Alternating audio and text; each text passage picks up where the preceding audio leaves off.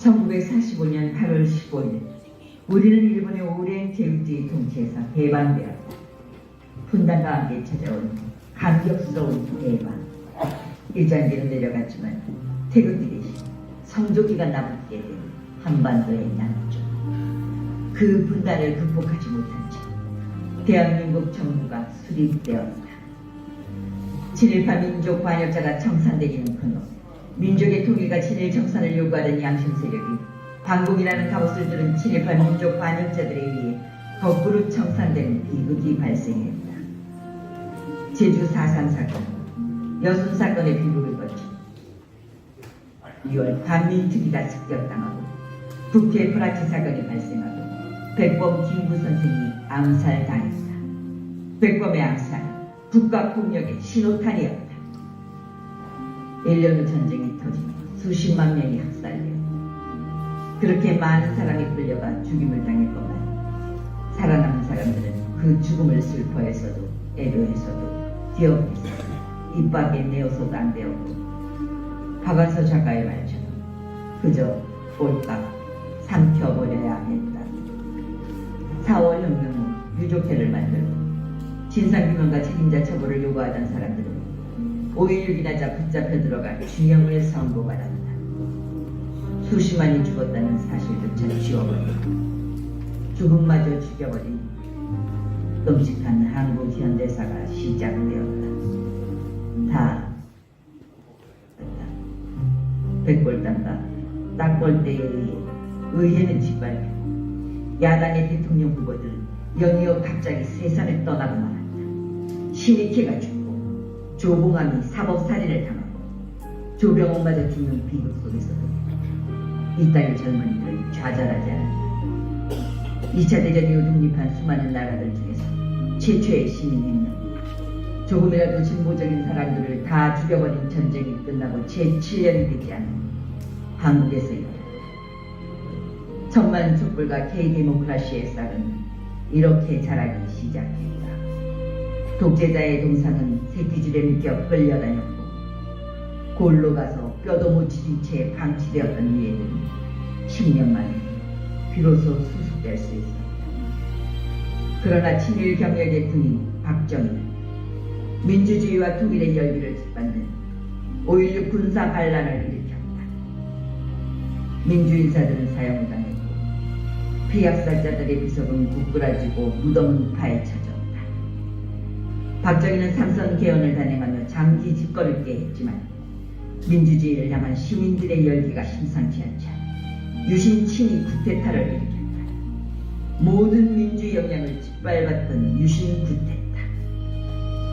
박정희는 밀수령과 비상사태, 계엄령과 긴급조치로 종신집권을 누리며 군합발로 대학을 짓밟았지만 유신을 7년 만에 부마항쟁이라는 거대한 저항에 짓는 탱크를 동원해 민주시민을 학살하려던 박정희는 최측근이었던 김대규의 총에 목숨을 잃었다. 시민들은 민주주의로의 이해를 기대했지만 유신 세력은 자신들의 기득권을 보장해주는 박정희 없는 박정희 체제를 유지하고자 했다. 박정희가 키워온 군대내 사조직 하나의 주장 보안사령관 전두환은 12.12와 5.17 이단계 살얼음 같았던 서울의 봄을 깨버렸다. 전두환의 내란과 학살로 5월의 광주는 피로 물들었지만 그곳에는 끝까지 두청에 남은 사람들이 있었다. 살아남은 자들의 슬픔을 간직한 사람들, 끝까지 두청에 남은 사람들을 잊을 수 없었다. 1980년 5월 광주에 참혹하지만 장황했던 폐비, 한국 민주주의를 다시 시작하는 원동력이 되었다. 1980년 5월이 없었으니 1987년 6월은 결코 올 수 없었다. 그 7년은 하루처럼 지나갔다. 1987년 6월 현재는 직선제 개헌을 끌어내었으나 민주진영은 김대중, 김영삼 두 김씨의 분열로 말미암아 대통령 선거에서 패배했고 군사정권은 목숨을 이어갔다.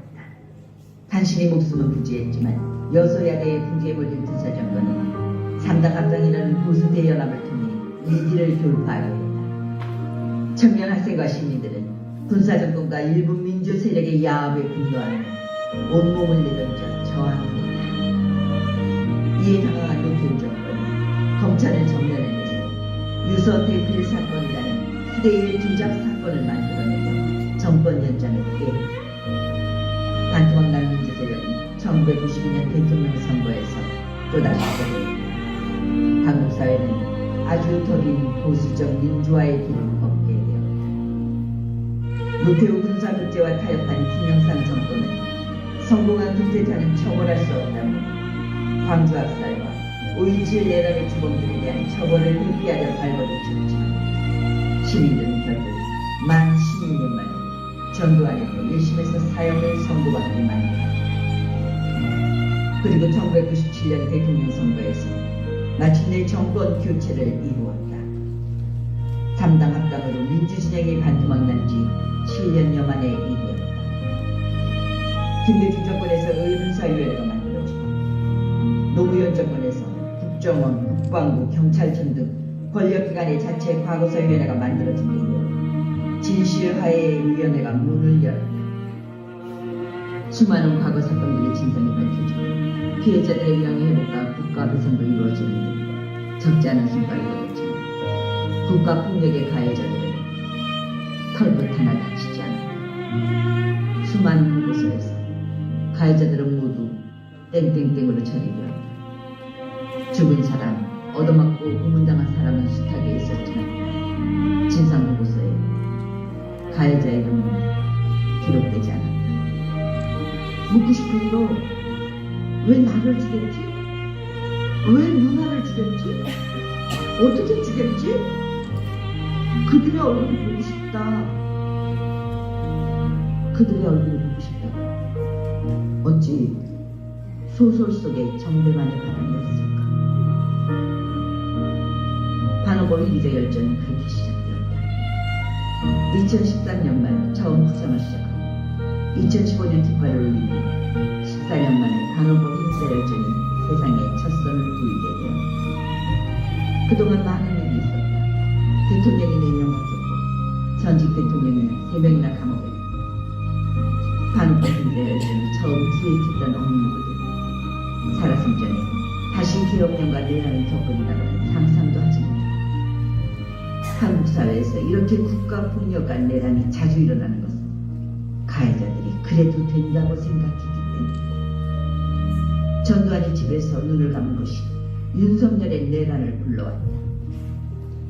아무도 기록하지 못했던 헌법 파괴자들의 이름, 국가폭력 가해자들의 이름을 또렷하게 역사에 새긴다.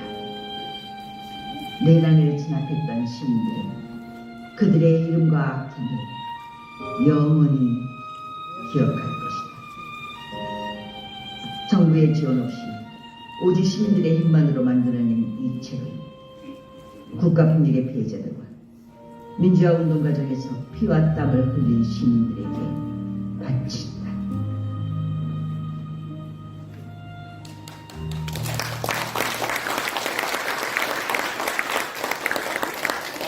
예, 왜 지금 반헌법 행위자 열전입니다라는 영상부터 반헌법 행위자 열전 1차 보고 1차 발간 대국민 보고회를 막을 열었습니다.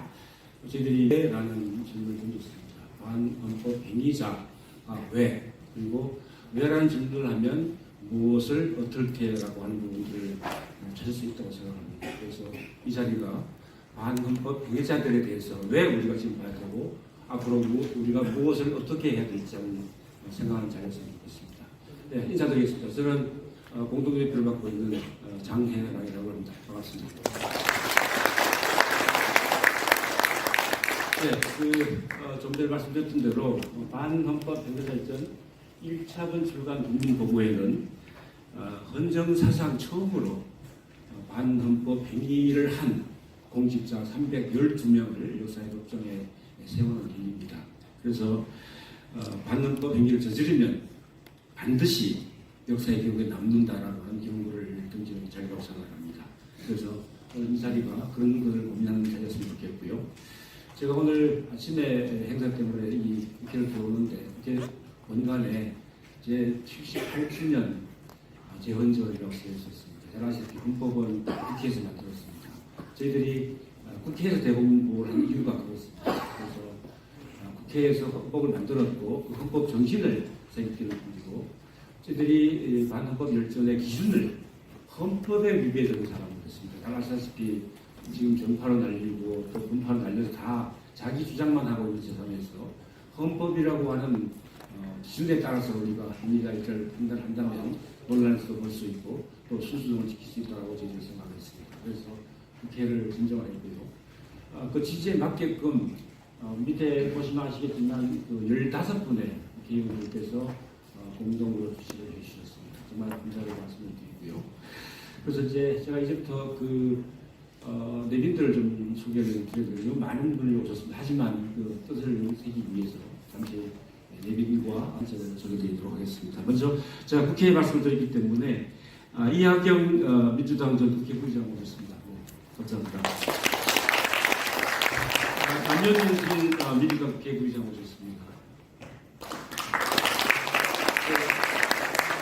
이인영 민주당 의원 오셨습니다. 안경수 조국시당 의원은 일정 때문에 잠시 아까 들려서 얼굴을 보이시고 출발했던 말씀을 드립니다. 저희 반헌법 행사 열천의 대표이신 이만열 대표님 오셨습니다.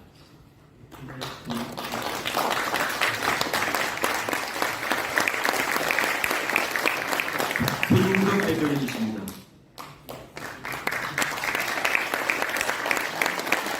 김경로 대표십니다.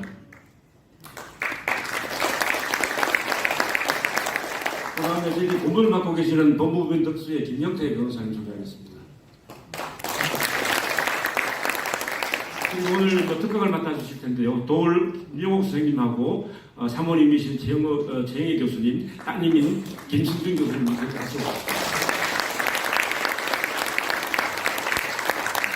그리고 이영은 조선의열단 기념사회장님 오셨습니다. 명주 전 NCSK 정부님 오셨습니다. 뒤에 계십니다. 최수일 전 경동교회 담임 목사님께서 오셨습니다. 조성구 전남뉴스 사장 오셨습니다. 김충원 뉴스통신기능회 이사장 오셨습니다.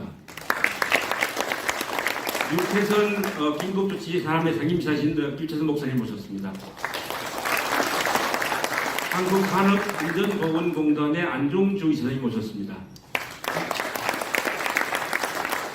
전 진실위원회 허삼수 상임위원이십니다. 류희인 전 행정안전부 차관이십니다. 김성균은 동동문화재단 이사장이십니다. 박덕진 사단법인 독립대표십니다. 이번에 반헌법 열전 책을 출간해 주신 사회평론의 윤철호 대표십니다. 김천희 사회평론 아카데미 대표십니다. 김영덕 평화통일연대 대표십니다. 이성계 인천자주통일평화연대 상임대표님 모셨습니다. 김상균 전 박문진 이사장 오셨습니다. 박용일 전 원로 변호사님 오셨습니다. 이천우 연세대 명예교수님 오셨습니다. 양승동 전 KBS 사장 오셨습니다. 정길화 동국대 한류학술 원장 오셨습니다. 김태일 전 장안대 총장님 모셨습니다. 박만우 스페이스 99 관장님 모셨습니다. 많은 분들이 오셔서 시간이 걸렸지만 그래도 뜻을 나누는 자리라서 한 분 한 분을 불러드리는 게 도리인 것 같아서 했습니다. 미처 저희들이 파악하지 못하는 분들은 끝나는 시간에 다시 말씀을 드리도록 하겠습니다. 예. 그리고 이제 본격적으로 국민 보고를 하는데요. 그래도 의뢰가 있어야 될 것이기 때문에 짧게 말씀드리겠습니다. 이 단상에 대한 거기에 대한 경력도 하는데요. 잠시 일어주셔서 단상에는 무조건 국기의 경례를 올리겠습니다. 국기의 경례 바로 그리고 이 땅의 민주주의를 지키기 위해서 헌신하신 열사들께 잠시 묵념 올리겠습니다. 묵념.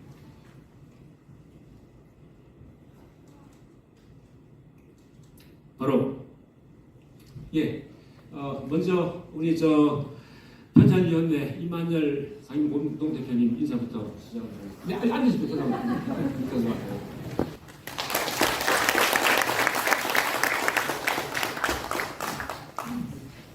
반헌법 행위자 열전 출간 보고회에서 와주신 시민 여러분, 강연에 응해주신 도올 선생님과 서평을 맡아주신 선생님들, 이 자리에 함께 해주신 의원님들 모두 감사드립니다. 반헌법 행위자 열전 편찬위원회 상임 공동대표를 맡고 있는 이만열입니다.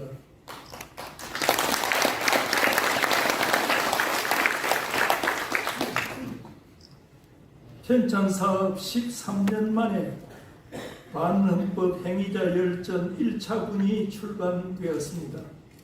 대한민국 헌법은 3.1운동의 독립정신을 계승하여 민주독립국가를 재건하고 국민주권과 입헌주의, 기본적 인권 보장을 국가의 초석으로 삼켰다는 의지를 천명하고 있습니다. 헌법은 국가기관과 국민이 존중하고 지켜가야 할 최고의 가치 규범입니다. 하지만 과거 권위주의 체제 정권에서 민주주의의 원리가 짓밟히고 헌법을 위반한 사건들이 반복되었습니다. 반헌법 행위자 열전은 정부 수립 후부터 노태우 정부까지 당대의 공직자들이 정권 유지와 헌법 권력 연장을 위해 헌법을 위반하고 파괴한 죄상을 기록하고 있습니다. 민간인 학살, 헌정유린과 부정선거, 불법 군사 쿠데타, 고문 조작, 언론 탄압 등 국민의 인권을 억압하고 탄압한 기록입니다. 우리 국민은 반민주적이고 반헌법적인 사건들에 맞서 4월 혁명, 광주 항쟁, 6월 민주항쟁으로 이어진 피어린 투쟁으로 민주주의를 지켜왔습니다. 하지만 민주화 이후에도 권위주의 정권 속에서 자라온 지배 세력의 뿌리는 엄존했고 입법, 행정, 사법과 언론 등 권력의 핵심부를 계속 장악해왔습니다. 민주정부에서 출범한 과거사 기구들이 민간인 학살과 고문 조작의 진실을 규명하고 있으나 이는 피해자 명예회복과 배보상에 국한되었습니다. 기득권 지배 카르텔의 반발과 가해자들의 증언 거부에 부딪혀 역사 정의는 실현되지 못했습니다. 이에 2015년 한홍구 교수 등 역사학자와 지식인들이 제안해서 반헌법 행위자 열전 편찬위원회가 출범했습니다. 국민 누구나 동의할 헌법을 기준으로 삼아 집중 연구가 가능한 열전 형태로 편찬 작업에 나섰습니다. 진행 자금은 뜻있는 시민들의 후원으로 충당해 기록을 모으고 연구와 집필 등 편찬 작업을 해낼 수 있었습니다. 반헌법 행위자 열전 출간은 하나의 역사서를 세상에 내놓는 의미를 넘어 역사의 법정을 여는 것이기도 합니다. 역사의 법정에는 공소시효가 없습니다. 피해자는 있지만 가해자의 이름은 지워진 불완전한 역사를 바로잡고 헌법유린의 책임을 묻는 일입니다. 과거에 대한 복수나 단죄를 하자는 것이 아닙니다. 정의로운 미래를 위해 헌정유린과 반헌법에 저항할 수 있는 예방주사 같은 것입니다. 2024년 1, 2, 3 내란을 거치며 반헌법 행위자 열전이 너무 늦게 나왔다는 탄식을 듣습니다. 헌법을 지키는 힘은 헌법 조문이 아니라 그 헌법을 지키고자 하는 시민들의 기억과 감시에서 나옵니다. 반헌법 행위자 열전은 바로 그런 시민적 각성과 헌법 수호 의지를 일깨우는 교과서이자 다시는 같은 일이 반복되지 않게 하려는 경고등이기도 합니다. 과거를 잊지 않기 위한 기억이자 민주주의를 지켜갈 미래의 나침반입니다. 편찬위원회의 기록은 끝나지 않았고 정의를 향한 여정도 계속될 것입니다. 앞으로도 편찬위원회의 여정에 함께할 관계자들과 시민들, 특히 오늘 자리에 함께해 주신 모든 분들의 지지와 성원을 계속 부탁드립니다. 감사합니다.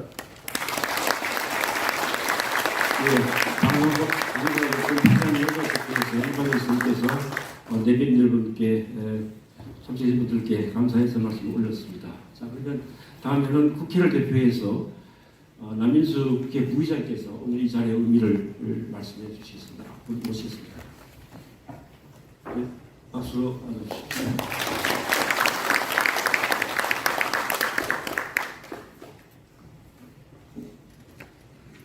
네, 안녕하십니까. 국회부의장 더불어민주당의 남인순 의원입니다.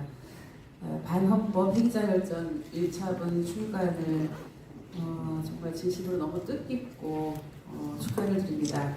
이 방대한 작업을 이끌어오신 하동구 이만열 공동대표님을 비롯한 편찬해주신 위원회 관계자 여러분께 깊은 감사의 말씀을 드립니다. 무려 13년간의 시간 수많은 자료와 증언 그리고 시민들의 뜻이 모여 마침내 이 책이 세상에 나왔습니다. 헌법을 무너뜨린 권력의 이름을 기록하고 국가 폭력의 피해자들이 겪어야 했던 침묵을 역사의 언어로 다시 세운 일이라고 생각합니다. 대한민국 현대사는 민주주의를 지키기 위한 시민들의 싸움으로 전진해 왔습니다. 4월 혁명, 북한민주 항쟁, 5.18 광주민주화 항쟁, 6월 항쟁, 빚의 혁명까지 국민은 언제나 헌법과 민주주의 편에 섰습니다. 그 역사의 시간 속에서 국가 폭력의 피해자는 오래 고통받았고 또 가해자의 이름은 동정 지워졌습니다. 진실은 밝혀져야 합니다. 책임은 기록돼야 합니다. 그래야 다시는 같은 역사가 반복되지 않습니다. 반헌법 행위자 열전은 현실의 법정에서 다 묻지 못한 책임을 역사의 법정에 세우는 작업입니다. 민주주의를 위해 희생하신 분들 앞에 바치는 우리 시대의 다짐을 되새기며 국회 역시 헌법을 지키는 일, 국민의 기본권을 지키는 일에 책무를 다하겠습니다. 오늘의 출간이 피해자의 치유와 공동체의 회복, 그리고 더 단단한 민주공화국으로 나가는 소중한 이정표가 되리라 생각합니다. 오랜 시간 이 일을 포기하지 않고 이어오신 모든 분들께 다시 한번 존경과 감사의 말씀을 드립니다. 오늘 오후에는 마석 모란공원 민주열사 모욕으로 함께 이동하신다고 들었습니다. 민주주의를 위해 헌신하신 모든 분들께 다시 한번 감사드립니다. 고맙습니다. 네, 고맙습니다. 진실, 그다음에 책임이라고 하는 키워드가 특히 인상적이었습니다. 말씀 감사합니다. 한 분 말씀 더 듣겠습니다. 전 부의장이셨던 이하경 의원님 모시겠습니다. 부탁드립니다. 감사합니다. 정말 역사적인 기념기념입니다. 후배들이 잘 지켜서 또 어르신을 정신을 퍼뜨리기 함께하도록 하겠습니다. 감사합니다. 예. 갑자기 단성을 모시는데 죄송합니다. 네, 감사합니다. 네. 그래서 사실은 원래는 이제 두 분의 말씀을 듣기로 했는데요. 제가 아까 말씀드렸던 대로 저희들이 이 보고를 국회에서 하고 있고요. 우리가 헌법이라는 얘기를 하기 때문에 이 자리에 의원님 두 분이 더 계십니다. 그래서 짧게라도 말씀을 좀 듣고 싶은데 이인영 의원님 혹시 말씀 잠깐 될까요? 됐습니다. 우리 장기균 의원님 따라오셨는데 말씀 잠깐 마이크 드리겠습니다. 마이크를 좀 주세요. 예, 안녕하십니까. 조교시대 국회의원 장기권입니다. 저는 예전에 우리 이 한웅구 교수님이랑 평화박물관 건립추진위원회 활동을 했더랬습니다. 뜻깊은 행사 함께 되어서 반갑습니다. 감사합니다. 자, 이제 지금까지 입구에 앞에도 좀 책이 올려 있고요. 저희들이 총 12권의 책을 만들어냈던데 지금 현재 4권이 나왔습니다. 앞으로 올해 하반기 여기까지 해서 총 12권이 나오게 될 거고요. 작업이 13년 걸렸어요. 제가 아까 잠깐 읽었는데 사실은 이 13년 동안에 이 작업을 빼고 계신 분들은 후원하셨습니다. 지금 여기 후원회원 단체들을 여기 다녀오셨죠. 잠깐 일어서 주시겠습니다. 후원회원들을 무슨 있을까요? 잠깐 일어서 주시겠습니다. 네. 그분들이 사실은 13년을 빼고 계셨습니다. 박수를 한번 쳐주시겠습니다. 그분들이 어떻게 왔는지 경과보고하고 또 앞으로 일정에 대해서 한홍구 진입편집님께서 경과보고를 드리겠습니다. 네. 네, 감사합니다. 책이 정말로 나왔습니다. 드디어 나왔습니다. 이게 처음에 시작할 때 그때는 한 5년쯤 걸리지 않을까 생각을 했는데 한 13년 가까이 걸려서 저희가 처음 작업을 준비할 때 태어난 아이들은 올해 중학교에 들어갔습니다. 그런데 책이 완간이 되려면 걔네들이 고등학교 들어간 다음에 완간되지 않을까 드렸습니다. 저희가 이제 2013년 말에 처음 논의가 시작이 됐고요. 그걸 할 때 이제 그거 본격화될 때 이제 영화 변호인이 나오고 2015년경에 이제 14년의 준비를 거쳐서 15년에 본격화되는데 영화 변호인이 나오면서 그때 이제 고문 가해자들에 대한 분노가 치솟았고 또 박근혜 정권이 이제 국정교과서를 시도하면서 역사 문제에 대한 관심이 높아질 때였습니다. 그래서 저희가 이제 2015년 7월에 이 작업을 세상에 알리면서 우리 이런 작업을 시작하겠습니다. 한 1년 반 정도 준비를 해갖고 이런 작업을 시작합니다 하고 본격적으로 이제 안내를 하기 위해서 기자회견을 하기 위해서 보도자료를 돌렸는데 저희가 기자회견을 하기 전에 보도자료만 갖고 경희신문에서 일면 톱으로 기사를 써줬고 그 다음에 한겨레신문에서는 일면 사이드 톱에 사설을 실어줬습니다. 그리고 이만열 선생님이랑 저하고 여러분들이 인터뷰를 하고 그래서 그때는 오히려 지금보다 책이 나올 때보다 오히려 내겠다고 했을 때가 관심이 훨씬 더 높았습니다. 근데 그 이유는 곰곰 생각해 보니까 그때는 박근혜 정권이었고 지금은 이재명 정권이라서 세상이 그래도 좀 좋아진 다음에 나와서 그런 게 아닌가 생각을 해봅니다. 그래서 우리가 역사의 법정이 이제 공소시효가 없다해서 이게 처음 제안을 하던 모습이고 2015년 7월 16일입니다. 그리고 이게 이제 위원회가 공식적으로 출범한 게 10월 12일이 반민특위가 만들어진 날입니다. 그래서 이제 정식으로 출범한 날짜 그날을 기념해서 저희가 출범식을 가졌습니다. 그리고 또 거기서 1년 반 정도 준비를 해서 저희가 405명의 집중 검토 대상자라고 했습니다. 지금 312명이 들어갔는데 빠지게 된 이유는 우선 박근혜 이때는 박근혜 국정농단이 한참일 때라서 거기를 집어넣었다가 박근혜 정권 시기를 이제 좀 빼고 노태우 정권 시기로 끄는 거 하나고 그 다음에 자료가 너무 부족한 사람들, 그 사람들이 빠지고 대신 한 20명 정도가 추가가 돼서 최종적으로는 312명이 됐습니다. 그래서 이제 저희가 18년 7월 12일, 그러니까 명단 발표하고 1년 반 정도 지난 다음에 1차 보고회를 하면서 99명 이 조사 결과를 발표했습니다. 그래서 저희가 이제 이런 다양한 종류의 자료들을 검토를 했고요. 저희가 아마 현재 접근 가능한 거의 대부분의 자료를 빠짐없이 만나서 자료 조사를 했습니다. 그런데 이제 저희가 좀 어려움에 처하게 된 게 코로나가 오면서 저희도 위기가 좀 닥쳐왔습니다. 오늘 아까 자료 좀 나눠드린 거에 보면은 시민 기소인단이 되어주십시오.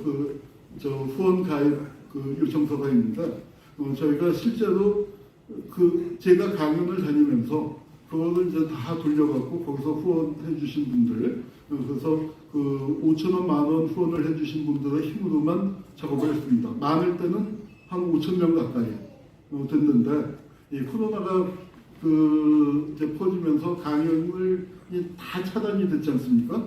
그렇게 되니까 이제 제가 강연을 못 다니고 모든 시민단체에서 통상적으로 한 달에 회원이 1% 정도 감소하는 거는 아주 통상적인 겁니다. 근데 이제 그거를 메꿔가면서 더 많은 회원들을 이제 모집을 하면서 진행을 해나가는 겁니다. 코로나 때 이제 그게 멈추고 코로나가 장기화되고 하니까 또 그다음에 우리 작업이 길어지다 보니까 은퇴하시는 분들 생기고 은퇴하시게 되면 당연히 이런 후원부터 끊을 수밖에 없지 않습니까? 이제 그렇게 되다 보니까 지금 이제 후원 회원이 이제 숫자가 반토막이 나는 셈입니다. 반토막이 나서 그래서 재정적으로 굉장히 압박이 되는데 그 압박된 부분은 우리 선생님들의 노동을 제가 좀 많이 착취를 했습니다. 프로젝트를 받아갖고 그 프로젝트를 또 그냥 설렁설렁 할 수 없으니까 프로젝트대로 하고 거기서 나오는 비용으로 생계를 충당하면서 이 반환법 행위자 열전을 또 진행해야 하니까 선생님들이 아주 이중의 부담을 지셨는데 저희 선생님들이 지금 거의 10년, 지금 현재 팀이 10년째 굴러가다 보니까 대한민국 시민사회에서 최고령팀이 됐습니다. 여기는 60대 후반이 평균 연령이 된, 그래서 이제 50대 때 시작을 해서 이제 초고령팀이 됐고요. 그래서 저희가 정부 돈을 한 푼도 받지 않은 게 특징입니다. 만약에 정부 돈을 받았다면은 윤석열 정권 때 이 작업은 중단됐을 거라고 생각을 합니다. 그래서 저희 이번 주에 했던 회의가 555차 회의입니다. 매주 월요일 아침 10시에 빠짐없이 거의 공휴일이 겹쳐도 저희는 회의를 그냥 진행하면서 해왔고요. 이제 그리고 하여튼 매번 회의에서 이제 인물들을 수너 명씩 검토해가면서 또 이거 보완해라, 이건 왜 빠졌냐, 이건 해석이 이렇게 해야 할 것 같다. 이제 그런 식으로 해서 한 편당 7번, 8번 아마 뜯어고치면서 지금까지 진행이 됐고, 2024년 12월에 초고를 완성하고, 그 다음에 이제 출판사 몇 곳을 접촉했는데 잘 안 됐는데, 우리 윤철호 대표께서 제안을 하고 5초도 안 걸렸던 것 같아요. 합시다. 하고 이제 통크게 해주셨고 굉장히 어려운 작업을 또 우리 김천희 대표랑 이제 같이 잘 해주셨습니다. 그래서 이 출판사에다가 원고를 넘기고도 또 엄청나게 뜯어고쳐갖고 출판사에서 굉장히 힘드셨을 겁니다. 그래서 이제 5번, 6번, 7번, 8번이 2차분인데 제가 올해 말까지 내겠다라고 했는데 도저히 안 될 것 같아요. 내년 상반기로 좀 늦춰야 할 것 같고, 그래서 이제 5번은 국무총리와 국회의장단만 갖고도 한 번이 되고, 정치인 관료들, 그다음에 이제 판검사가 넘쳐서 헌법재판소장 쪽으로 뺐고요.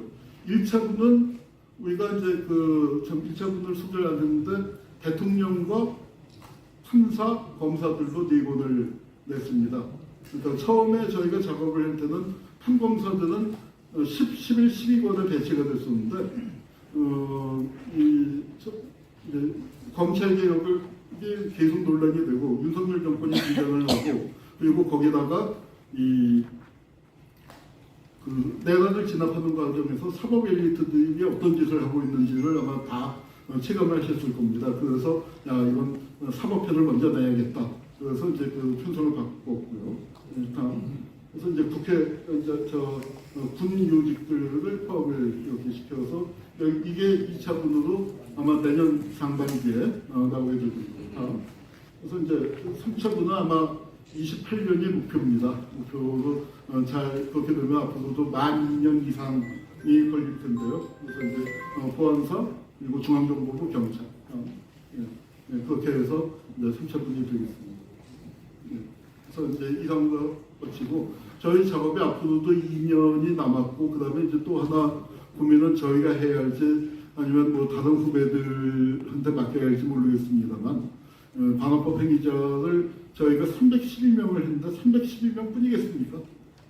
저희가 예비 명단을 작성한 게 열심히 안 했는데도 3,000명 이상의 명단이 있습니다. 그래서 그 사람들을 이렇게 자세히는 못해도 A4 한 장 정도는 그래도 그들의 행적을 정리해야 하지 않을까. 이제 그런 그 생각을 하는데 그걸 작업을 하면 그것도 또 몇 년이 또 걸립니다. 그래서 이제 그 작업을 어떻게 해야 할지는 결정은 못했고 지금 일단 이 책을 빨리 내는 거에 집중을 하도록 하겠습니다. 감사합니다.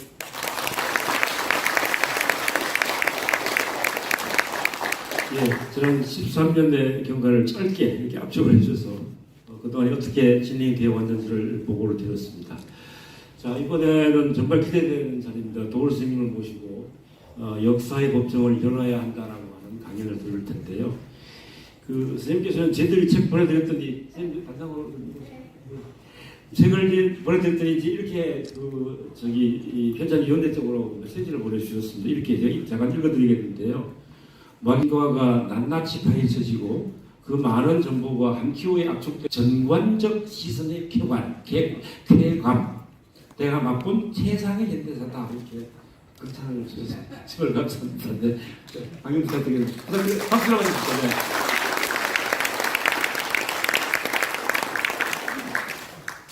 이만열 선생님 그리고 한홍 선생님이 말씀하신 내용 중에 이미 이 열전에 대한 총평들이 다 들어가 있기 때문에 제가 뭐 여기서 특별한 말씀을 드릴 건 없지만은 저는 이 강의라는 것보다 이 짧은 강연을 위해서 이 열전 1권을 다 읽고 왔습니다. 새빨갛게 줄을 쳐서 다 읽었는데 아마 제가 첫 독자일 것 같습니다. 일반인으로서는. 근데 이 열전이라고 하는 것이 여기 보면은 반헌법 행위자라는 말은 이전에 그 반민족 행위자들에 대한 처벌법 그런 게 있었잖아요. 그래서 거기서 온 것 같고 그 열전이라는 거는 어디까지나 이거는 우리 전공자의 입장에서 말하자면 사마천의 사기에 나오는 개념입니다. 그러니까 사마천의 역사 서술 방식을 우리가 기전체라고 그러는데 뭐 여기 다 아시겠지만 기라는 거는 그 천자 황제급의 사람들을 이렇게 편년체로 쭉 쓴 것이 기인데 본기라고 하는 게 있고 뭐 공자세가 세가가 있고 뭐 그렇지만은 벌써 그 한무제 때 그러니까 우리나라로 치면은 하여튼 상당히 옛날이죠. 한무제 때 살았던 이 역사가가 역사를 쓰는데 편년체로서는 그 역사를 나타낼 수 없다는 한계를 느낀 겁니다. 그래가지고 이것을 인간을 빼놓고 역사는 성립하지 않는다. 그러니까 역사에 대해서 어떤 관을 세워서 자기 나름대로 그 접근을 한 것은 서양에서는 에드와드 기본의 로마 세왕사를 치거든요. 그것이 자그마치 2000년 후인 플란스 혁명 전에 이 양반이 에드워드 기본이 돌아갔으니까 영국 사람이죠. 근데 그 사람만 해도 그 로마가 왜 멸망했냐라는 거를 그 물었다는 것 자체가 상당히 철학적인 질문인데 그 사관을 입증하기 위해서 그 사람은 어디까지나 중심이 제도상에 있었어요. 어떠한 제도적 변화에서 이렇게 설명되어 갔느냐.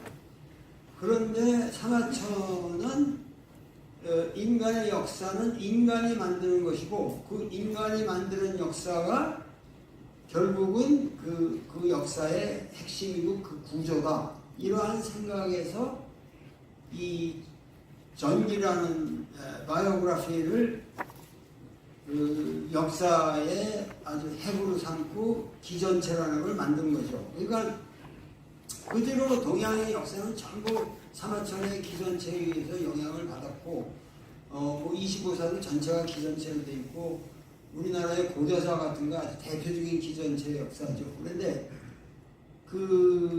보시면은 그렇게 이 인간을 중심으로 한다 그러면 이제 뭔가 이 사마천이 사기의 열전에 수록된 인간들을 보면은 그게 어떠한 기준에 의해서 했는가라고 제가 고민을 해보니까 역시 그분은 신분에 국한되지 않고 상당히 다양한 인물들을 전기에 뽑았는데 그 뽑은 기준이 historically significant, 역사적으로 아주 의미 있는 자면은 어떠한 자라도 올렸어요. 근데 기본적으로 역사라는 게 포평이 들어가는데 춘추필법에서부터 포평이 들어가는데 포라는 거는 칭찬해주는 거고 평이라는 건 평화 야단치는 거 아닙니까? 근데 포의 역사는 많아요. 포의 역사는. 근데 평의 역사는 이건 어려워요. 아주 쓰기가 어려워요. 그런데 이 반헌법 행위자 열전이야말로 세계 역사상 가장 유니크한 폄의 역사예요. 폄의 역사고. 여러분들 한번 생각해 보세요. 이 반헌법이라는 말 자체가 이 헌법이라는 게 무슨 물건이 아니잖아요. 이 추상적인 가치잖아요. 그러니까 우리 삶에 이 반헌법이라는 건 인간의 내면까지 다 걸리게 돼 있어요. 그러니까는 이 반헌법에 이거를 이렇게 쓸 수 있다는 게 이건 중국에도 없었고 중국 현대사를 쓰는 사람들이 이 반헌법 이런 열정이 있을 수 있냔 말이죠. 중국에도 없고 일본에도 없고 월남에도 없고 이거 없어요. 이거 전부 누구 이렇게 프레이즈하고 올리는 거는 있어도 이건 우리나라의 민주주의가 얼마나 전 세계 역사에서 유니크한 위치를 차지하느냐 하는 거는 바로 이 책의 이 열전이라는 개념. 그러니까 제가 이 열전을 한 권을 다 읽었잖아요, 지금. 근데 읽으면서 느낀 희열이 뭐냐면은 현대사니까 나 정도 나이만 돼도 벌써 제가 80이에요. 그러면 저 정도 나이만 돼도 되게 안다고요. 이게 신문에서 본 거란 말이에요. 근데 그게 왜 그런 일이 일어났는지 그거 모르거든요. 그냥 어렸을 때 누가 조봉암이 죽었나 보다 그냥 넘어가죠. 그러나 뭐가 뭔지 모르거든요. 4.19가 일어났는데 다 아는 것 같아요. 그리고 또 친구들 모이면 술집에서 구라는 열심히 피죠. 서로가 거기에 썰을 내가지고 특히 전 철학과 출신이니까 철학과 놈들이 그냥 다방에 앉으면 그때는 막 썰을 필 때란 말이에요. 그러니까 충분히 아는데 진정 그게 왜 어떠한 역사적인 시퀀스를 거쳐 이런 필연적인 이런 불행한 결론에 도달해야만 했느냐 하는 거는 알 길이 없어요. 그냥 사실 몰라요. 근데 이걸 보니까 이야, 정말 내가 무식한 놈이구나. 도울 그러면 그 우리나라에서 지식이 많기로 유명한 놈인데, 우리 책으로도 말해도 우리 집에 수십만 권의 책이 다 색연필이 쳐져 있는데, 이걸 읽으니까 야, 내가 얼마나 무식한 놈이야. 어? 내가 이렇게 몰랐었단 말이냐. 그게 너무 절절하게, 이래서 이 사건이 일어난 거구나. 그거를 탁 깨닫는 순간에 전율이 착착 오는데, 이거는 진짜 어릴 적에 내가 뭐 박세당이나 그 만화를 볼 때 느꼈던 그런 전율보다 훨씬 세요. 훨씬 세요.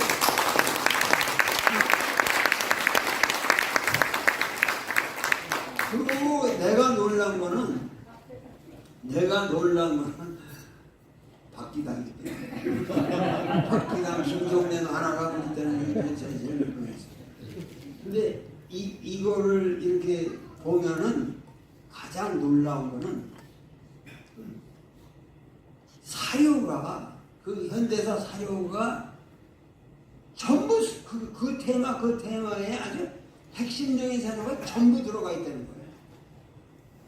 나만 해도 역사 전공이 아니기 때문에 그렇게 자료를, 시시콜콜 역사 자료를 갖고 있지 못하거든요. 근데 이거는 그냥 뭐 신문 쪼가리부터 모든 뭐 전기뿐만 아니라 모든 기사 그것이 다 압축되어서 이거는 요렇게 된 거야. 이 내막이 요 불교로 말하면 인연이 이렇게 얽혀져서 요렇게 된 거야.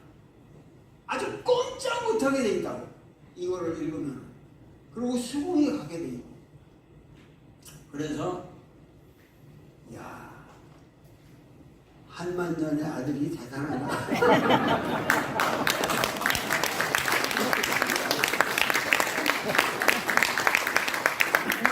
우리가 자라날 때는 대학교 때 일조각이 제일이었거든요. 일조각이 제일이었고, 한만년 선생에 대한 존경도 있었고, 또 유진호 선생까지 그 장인이고, 뭐 그래가지고 아주 명가문에서 태어난 저 친구가 어떻게 이런 짓을 할 수가 있는가. 이거가 우리 민족의 행복 아니겠습니까? 그렇게 그 대가집에서 태어나서 이렇게 억압받는 사람들을 위해서 이 법정을 만들었고, 아까도 말했듯이만 이 법정이라는 거는, 이거는 사실 이게 반민특위라는 게 있었잖아요. 근데 우리 역사의 제일 비극은 반민특위의 좌절이죠. 이승만이 그 다음에 그냥 없어버렸으니까. 그러니까는 그 반민특위는 반민족 일제시대를 청산하자는 건데, 정말 우리가 자라면서 가장 컴플렉스를 느낀 게, 북한에 대한 컴플렉스가 그 의식이 있는 자들은 그래도 북한은 여기 싹 청산을 했는데 우리는 못했지 않냐. 근데 북한의 역사가 우리보다 더 앞서가고 우수하다, 그리고 정확하다, 그렇게 생각을 했는데, 사실은 북한에서 그게 청산이 됐다 한들 그 후속에 나타난 역사의 흐름이라는 건 그렇게 우리가 존경할 만한 역사를 못 만들어갔잖아요. 그런 의미에서 그 반민특위의 좌절이라는 게 결국 이 열전을 기다리고 있었다 하는 게 우리가 역사적으로 확실하게 말할 수 있는 거죠. 이 역사적으로. 그래서 이 열전이 나옴으로써 정말 여러분이 읽어보시면 놀랄 거야. 이게. 그래서 내가 내 유튜브 보는 사람들한테도 이거 꼭 사서 봐라. 꼭 사서 봐서 많은 사람들이 사서 이게 출판계에도 붐도 좀 일어나고, 그 특히 더 중요한 거는 이 행위자 열전의 내용이 챗GPT의 베이스가 돼야 된다, 이게. 이 인터넷 자료에 이게 하여튼 들어가서 AI가 현대사를 논할 때 반드시 이 관점과 이 사실을 할 수 있도록 그걸 꼭 하셔야 될 것 같아요. 그렇게 해서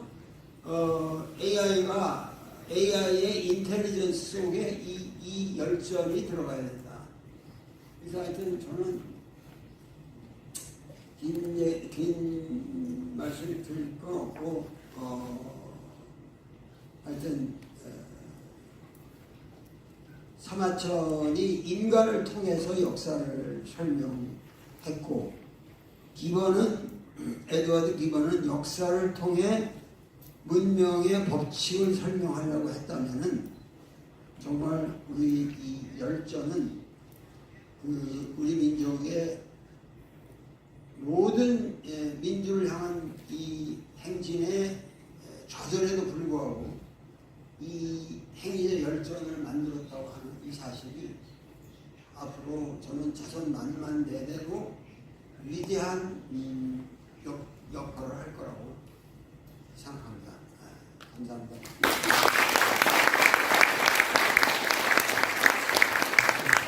네, 감사합니다.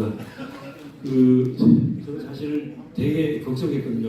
선생님들 마이크 잡으시고 안 오셔서 연습부가 좀 빨리 되셔서 저는 또 놀란 것은 도울 선생님께서 내가 이렇게 몰랐구나 이렇게 말씀을 오늘 처음 들었습니다. 이제 깜짝 놀랐습니다. 그리고 챗GPT의 베이스가 되도록 저희들이 정말 좋은 아이디어 주셔서 감사합니다. 예, 선생님의 말씀을 이어서 이제 서평회를 하도록 하겠습니다. 저희 책이 4권이라서 각 글에 대해서 한 분씩의 서평을 맡아주셨는데요. 어쨌든 4분 선생님 모시겠습니다. 한 분을 못 오셨지만 대신 우리 한웅구 교수님께서 요약해 드릴 거고요. 또 끝나고 나면 또 짧게 대화 나누는 자리를 갖겠습니다. 자, 단상을 모시겠습니다. 선생님 모시겠습니다. 예, 저희들이 이제 1번이 이 대통령과 종론 편인데요. 이 1번의 서평은 성공회대 정혜구 교수님께서 맡아주실 거고요. 2번 법원편은 법무부인 덕수의 김영태 변호사님께서 집필을 해주셨습니다. 그리고 검찰 1번은 부산대 법학전문대학원의 문준영 교수님께서 맡아주셨는데 아쉽게도 해외 나가서 참석을 못하셨습니다. 그래서 3건에 대한 요약은 짧게 한 교수가 부탁을 드릴 거고요. 4건에 대한 검찰편 2번은 인하대 법학전문대학원의 김인혜 교수님께서 맡아주셨습니다. 사실은 이제 그 내용들은 자료집에 다 실려 있습니다. 보시면 아시겠지만 정말 100페이지에 이르는 긴 서평을 해주셨는데 시간이 별로 없어서 한 8분 정도에 요약해 주시기를 부탁드리겠습니다. 자, 먼저 1번 종론 대통령편 맡아주신 정혜구 교수님 부탁드리겠습니다.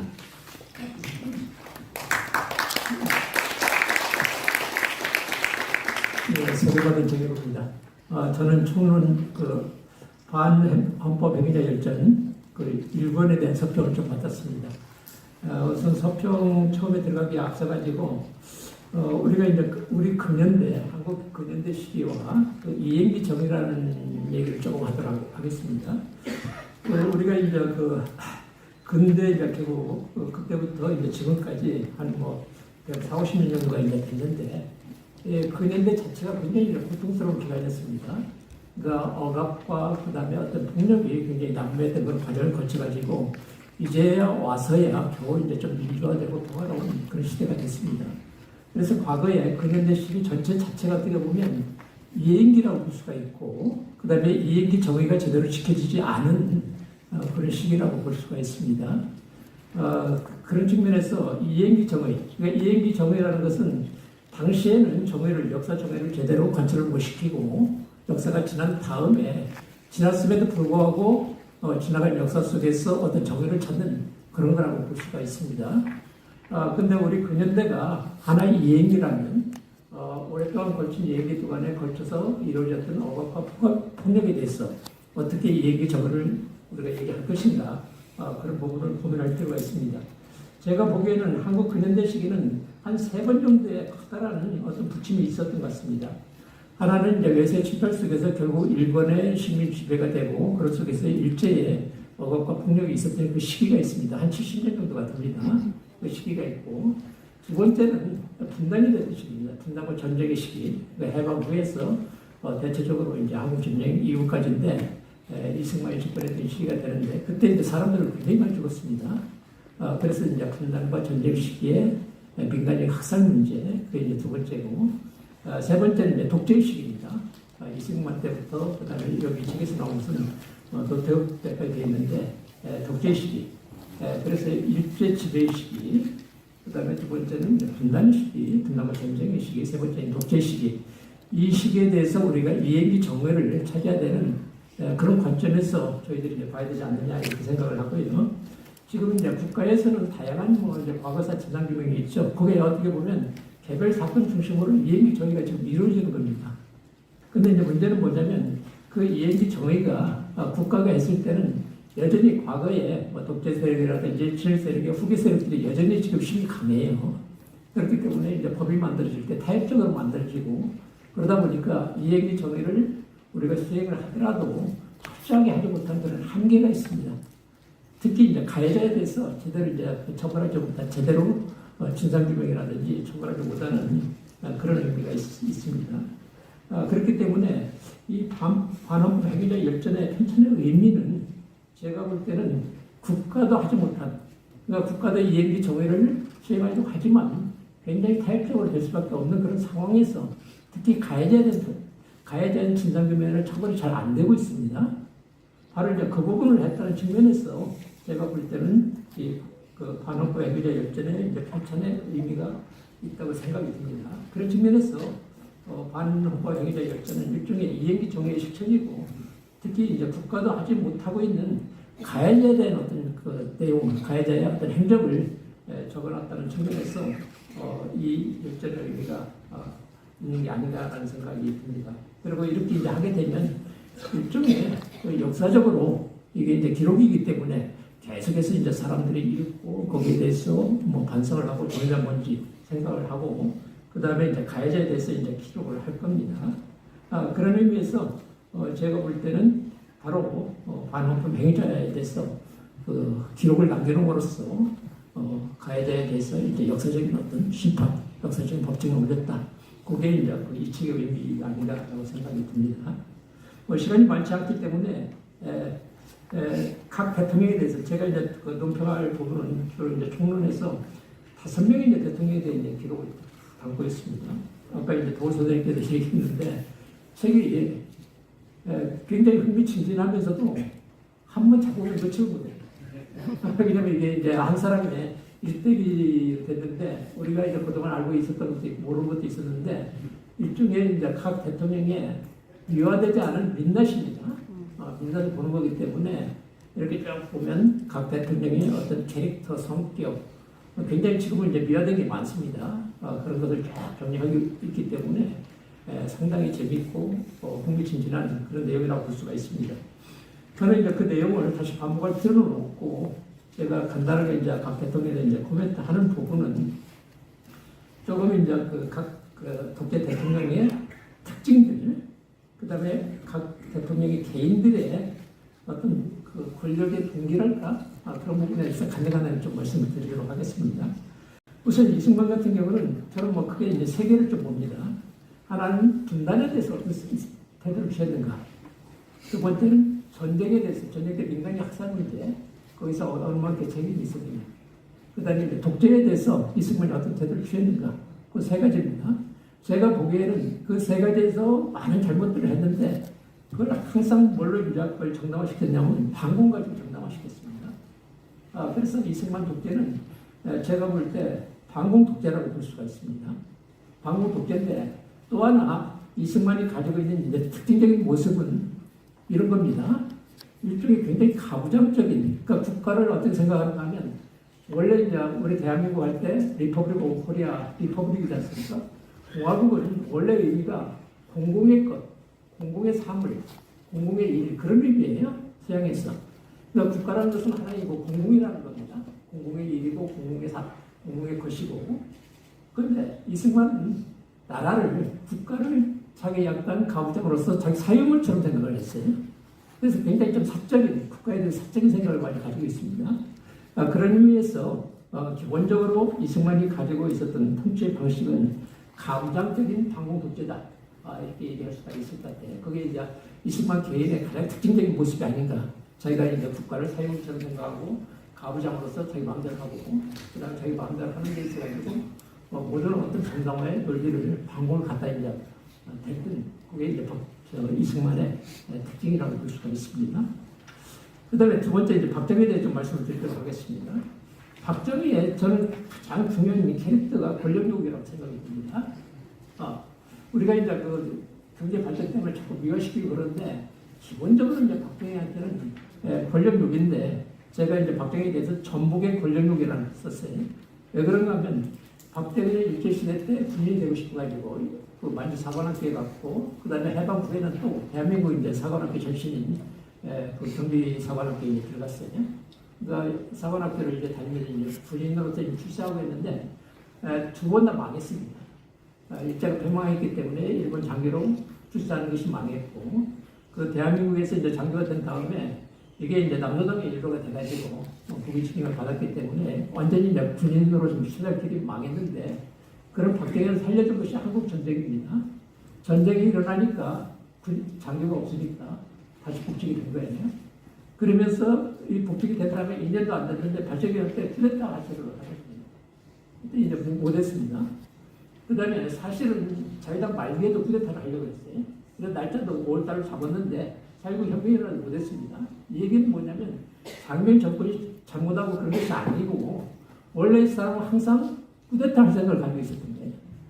그러니까 제가 볼 때는 아마 이제 군인 되는 게 그 주원이나 이게 그 뭔가 자기 생각대로 안 되면서 자기가 권력을 잡을 수 있는 길은 지름길로 가는 것, 쿠데타하는 것 이걸 항상 생각했던 것 같아요. 그래서 이제 결국 이제 쿠데타를 해가지고 이제 집권을 했죠. 그래서 저는 박정희의 욕심은 일종의 전복이야. 박 뒤집어가지고 이게 권력을 잡는 그게 이제 기본적으로 박정희의 캐릭터다. 그 다음에 이제 경제 성장의 어떤 고도 성장이 이제 이루어졌죠. 근데 이게 고도 성장이 이루어지니까 항상 이제 어떤 식이냐면 박정희를 뭔가 바꿔서 얘기해요. 경제 성장을 하기 위해서 쿠데타를 했다.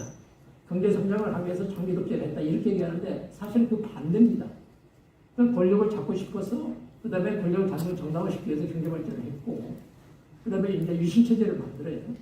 유신체제 만들 때는 경제 성장의 효과가 많이 떨어졌어요. 그렇게 되니까 그때는 국제 정세가 굉장히 유동적입니다. 그래서 이제 11일 특별선언에서 나오는데 국제 정세가 굉장히 유동적이니까 민족의 중흥을 그때 남북대결을 하고 있었습니다. 민족의 어떤 중흥을 위해 가지고 자기가 유신을 만들어야겠다. 그런 식으로 이제 이유를 갖다 대요. 그건 경제 발전도 아니에요. 경제 발전의 효과가 떨어졌을 때 이제 그런 어떤 민족의 중흥이라는 그 이유를 갖다 유신체제를 만들어가지고 이제 강권적으로 이제 그런 같은 겁니다. 그래서 기본적으로 이제 박정희의 태도는 전북의 권력으로 이게 끝이 없는 사람이고 제가 볼 때는 아마 이것 때문에 결국 이제 사망할 수밖에 없는 그런 상황이 됐던 겁니다.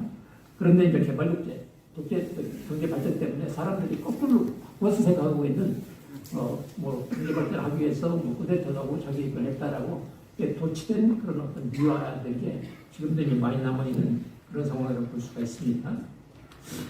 그 다음에 책에는 제가 볼 때 책에서도 잘 소설이 되겠지만 굉장히 소식을 기회주지 않냐? 저는 요새 한덕수 씨 보니까 비슷한 느낌이 좀 들더라고요. 이게 관료로서 중간에서 이러지도 못하고 맨날 그러다 시간 끌다가 그냥 이제 전두환 일당한테 권력을 뺏긴 겁니다. 그러니까 아주 중요한 시기에 권력 공백기를 아주 중요한 시기에 굉장히 문제를 빨리 처리해야 되는데 소심하게 이제 기회주의적인 행위를 하다가 그런 꼴이 됐던 겁니다. 그 다음에 이제 전두환에 대해서 좀 말씀을 드린 게 제가 볼 때는 이제 군대 패거리 집단의 정치라고 그렇게 봤는데 사실 이제 하나회가 신부의 중심이 됐지 않습니까? 하나회라는 것은 자기네들이 군대에 대해서 사주적이에요. 그걸 바탕으로 해서 이제 쿠데타를 일으키고 그 다음에 이제 그 전두환이 쿠데타를 일으켰을 때 박정희의 5.16 쿠데타를 많이 본땄는데 저는 박정희는 앞서 못하다는 생각입니다. 박정희는 쿠데타를 하고 군정을 하고 나서 국민들의 경쟁 선거를 통해 대통령이 됐죠. 전두환은 어떻게 대통령이 됐습니까? 그냥 그 간선제로 해가지고 대통령이 됐지 않습니까? 그 다음에 훨씬 야만적이고 박정희 때 사람이 죽진 않았어요. 나중에 유신시대 때 굉장히 많은 이제 피해가 있었지만 5.16 때라는 그렇게 야만적인 측면보다는 좀 덜했어요. 그런데 전두환은 어떻습니까? 완전히 사람들 죽이면서 접근했죠. 그런 속에서 이제 그 전두환 정권은 제가 볼 때는 군대 백거리 집단이 준비도 안 돼 있는 그런 집단이 권력을 착취해가지고 통치를 했던 그런 것이 아닌가라고 생각이 듭니다. 그 다음에 이제 그 뒤에 노태우 정권이 이제 들었었는데, 노태우 대통령은 좀 뭐랄까 좀 부활해요. 그러니까 그 대표적인 게 뭐냐면 양김 씨가 이제 분열돼가지고 이제 대통령이 됐지 않습니까? 대통령이 됐는데 결정적인 이제 3당 합당입니다. 3당 합당을 통해 가지고 겨우 우리가 민주화 시켜놨는데 3당 합당을 통해서 대권적 영남 지역들이기 때문에 또다시 재보수화, 민주화가 제대로 안 되고 민주화 이후에 보수화된 측면이 3당 합당 때문에 그렇습니다. 그걸 만들어냈고 불행하게도 김영삼 씨가 이제 거기 들어가가지고 완전히 영남이 민주 세력이었던 영남이 그쪽으로 넘어가면서 지금까지도 지역주의라는 게 지금까지 진짜 오게 된 겁니다. 그래서 3당 합당이 어떻게 보면 한국 민주화를 굉장히 가로막은 그런 어떤 적이 있는데 그것을 했던 사람이 바로 이제 노태우라고 볼 수가 있습니다. 그래서 3당 합당을 통한 재보수화를 받은 사람이 이제 노태우다 이렇게 볼 수가 있습니다. 하여튼 역대 대통령에 대해서 그렇게 간단하게 코멘트를 좀 할 수가 있겠고요. 하여튼 반헌법 행위 이 문제는 한편으로 인구가 독재 가해자에 대한 역사적 고발이라고 생각합니다. 아마 이 역사적 고발은 이게 이제 시효가 없기 때문에 계속해서 많은 사람들이 있고 아까 돌 선생님 말씀하신 대로 인터넷에서 실렸으면 좋겠어요. 그래서 많은 사람들이 있고 이를 가지고 교훈을 삼았으면 좋겠습니다. 최근에 두 대통령이 탄핵을 당했죠. 과거하고 좀 다른 점이 있습니다. 반헌법 행위를 한 것은 사실인데 과거에 처벌을 못했죠. 그래서 이행기 종으로서 처벌할 수밖에 없었는데 이 두 사람은 바로 이제 시민들이 나와가지고 바로 막고 그 다음에 이제 그 탄핵에 의해서 법적인 처벌을 지금 받고 있는 중입니다. 그런 측면에서 과거보다는 나아졌는데 그럼에도 불구하고 여전히 탄핵이라는 그 다음에 이제 대란이라는 반헌법 행위를 저지르고 있는 대통령이 여전히 있다는 게 좀 슬픕니다. 하여튼 그럼에도 불구하고 어떤 과거에 대한 어떤 이행기 청원이 그 다음에 현재 일어나고 있는 반헌법 행위에 대해서 국민들의 자원과 법적인 처벌 이런 것이 지금 이루어지고 있는 그런 상황이라고 생각하고 마지막으로 우리 한국에서 저도 이제 송호회대 같이 처음에 이제 할 때 같이 하자고 했는데 제가 뭐 다른 일 때문에 제대로 못했습니다. 그런데 10몇 년 동안에 이런 거대한 일을 좀 해놔가지고 그 개인적으로 미안하기도 하고 이 거대한 일을 해낸 한국어 선생님 그리고 이제 편찬위원회 여러분 지키려다가 고생 많이 하셨을 겁니다. 그 다음에 현장해 주신 분들 굉장히 큰 그 역사의 어떤 노력을 하신 것 같아서 그분들에게 제 말씀을 드리고 싶습니다. 네, 고맙습니다. 독재 가해에 대한 역사적 고발이라는 제목으로 정용 교수님께서 1편에 대한 설명을 해주셨습니다. 이어서 2번 법음편에 대한 설명을 김영태 변호사님이 해주시겠습니다. 저 진행자로서 걱정이 많습니다. 지금 길어지고 있어서요. 시간을 좀 지켜주셨으면 감사하겠습니다. 8분이면은 뭐 인사가 끝날 것 같은데 지금 헌법에 대한 지금 논의인데 사실은 여기 특히 2권 같은 경우에는 이제 저희 법조인들이 썼어야 될 부분인데 이게 저희가 게을러가지고 역사학자들이 쓴 것에 대해서 굉장히 죄송스럽게 생각하고 헌법이라는 게 아까 여기 책에 나옵니다만 종류이 중요한 게 아니고 감시하는 게 중요하다. 100번 말씀인데 맞는 말씀인데 헌법이라는 게 이제는 구체적 규범으로서 우리 현실을 지속하는 그런 시대가 왔습니다. 그래서 특히 헌법재판소가 활성화되면서 하위 법조문들도 다 이제 헌법에 의해서 걸리고 있는 상황이기 때문에 헌법이라는 것은 굉장히 중요한 가치다. 그리고 이제 제가 그 노자책을 한번 열심히 봤었는데 거기 보면 가치 있는 거를 숭상하지 마라. 그러면 도둑질 안 할 거다. 그 다음에 얻기 어려운 거죠. 북인 안 좋지만 그 다음에 옳은 거 현명한 거를 숭상하지 마라. 그러면 안 싸운다. 이렇게 돼 있어요. 근데 사실은 사람들이 모여 살면서 두 개로 싸워요. 가치의 문제, 이해관계 문제로 싸워요. 이거를 피할 수가 없죠. 이 사회를 이루는 한. 근데 이 가치의 문제, 내 말이 맞다, 내 생각이 맞다, 또 하나는 내가 이익을 얻어야 되겠다. 이 두 가지로 다 귀결이 됩니다. 뭐 부부싸움도 그렇고 모든 다 그런데 요거를 통제하는 것이 사실은 정치고 그 정치를 법으로 만든 것이 법입니다. 그래서 헌법이라는 것은 특히 이 다양한 그 가치와 이해관계를 가진 사람들이 민주공화국으로서 어울려 살아야 되기 때문에 그걸 어떻게 가치를 배분할 거냐, 이해관계를 어떻게 배분할 거냐를 큰 틀을 정하는 게 헌법이거든요. 그래서 헌법은 우리는 헌법에서 백성의 주인, 인민이 주인이라고 이렇게 딱 선언을 했고요. 그 다음에 저는 헌법 중에 제일 중요한 게 10조에 나오는 인간으로서의 존엄과 가치가 최고의 이게 규범이라고 보는데요. 우리 이 수많은 인류 역사에서 결국 이 시대에 와서 우리가 헌법을 통해서 인간이 존엄하다는 것을 확실하게 선언한 거예요. 그리고 제가 이제 사형제도에 관해서 위헌소송을 계속 지금 20년째 하고 있는데, 우리 헌법에서는 나쁜 놈도 사형시키면 안 된다라는 존엄을 선언하고 있거든요. 근데 그럼 나쁜 놈은 존엄하지 않느냐? 존엄하죠. 근데 나쁜 놈은 죽여야 된다. 이게 지금 우리 헌법이거든요. 그래서 수많은 나쁜 놈뿐 아니라 억울한 여기 수많은 반헌법 행위 열전에 조공항을 비롯해서 많이 죽었는데, 목숨을 끊는 건 안 된다라는 헌법의 10조의 선언이 있는데도 사형이라는 조문이 들어있어요. 그러니까 이건 아직도 헌법재판소에서 여러 차례 이제 지금 마지막 게 지금 5년째 선고를 안 하고 있는데, 헌법재판소에서 이 10조에 어긋난다고 선언을 해줘야죠. 그러니까 헌법이라고 하는 것이 저는 거의 종교의 걸 다 융합한 정말 아주 훌륭한 경전이라고 저는 이제 한 40년째 법 공부하다 보니까 공화라는 건 다 같이 살라는 거는 이거 뭐 사랑이거든요. 그냥 쉽게 말하면 뭐 박애 또 뭐 인 뭐 이런 각 경전이라서 말하는 게 다 그게 공화라는 개념이 들어있고, 민주라는 거는 이제 모든 사람들이 모여서 이걸 정하라는 거거든요. 그래서 이 중요한 가치를 선언하고 있는 이 헌법은 경전의 요약본이고 현실화된 것이다라는 점에서 저는 한 40-50년 이제 입법조하면서 우리 헌법이야말로 최고의 경전이다라고 이제 그렇게 얘기를 합니다. 돌아다니면서. 그래서 이 반헌법 행위자들은 이 우리 헌법에 나와 있는 그 중요한 가치 두 개요. 민주, 공화, 이걸 갖다가 망가뜨린 사람들이거든요. 그래서 아까 도울 선생님은 일본이 이제 재밌다고 하셨는데 저는 이 권을 읽으면서 되게 지겨웠어요. 왜냐면 똑같은 놈들이 똑같은 짓을 끝없이 반복하고 있어서, 야, 이걸 보고 어떻게 내가 성평을 쓰나. 그래서 무지하게 고민을 했어요. 그러다가 아까 기전체 얘기하셨는데 저는 이제 그 제도를 중심으로 왜 이런 나쁜 놈들은 나쁜 놈 개인의 문제고 왜 이런 일이 벌어졌느냐. 딱 세 개 종목.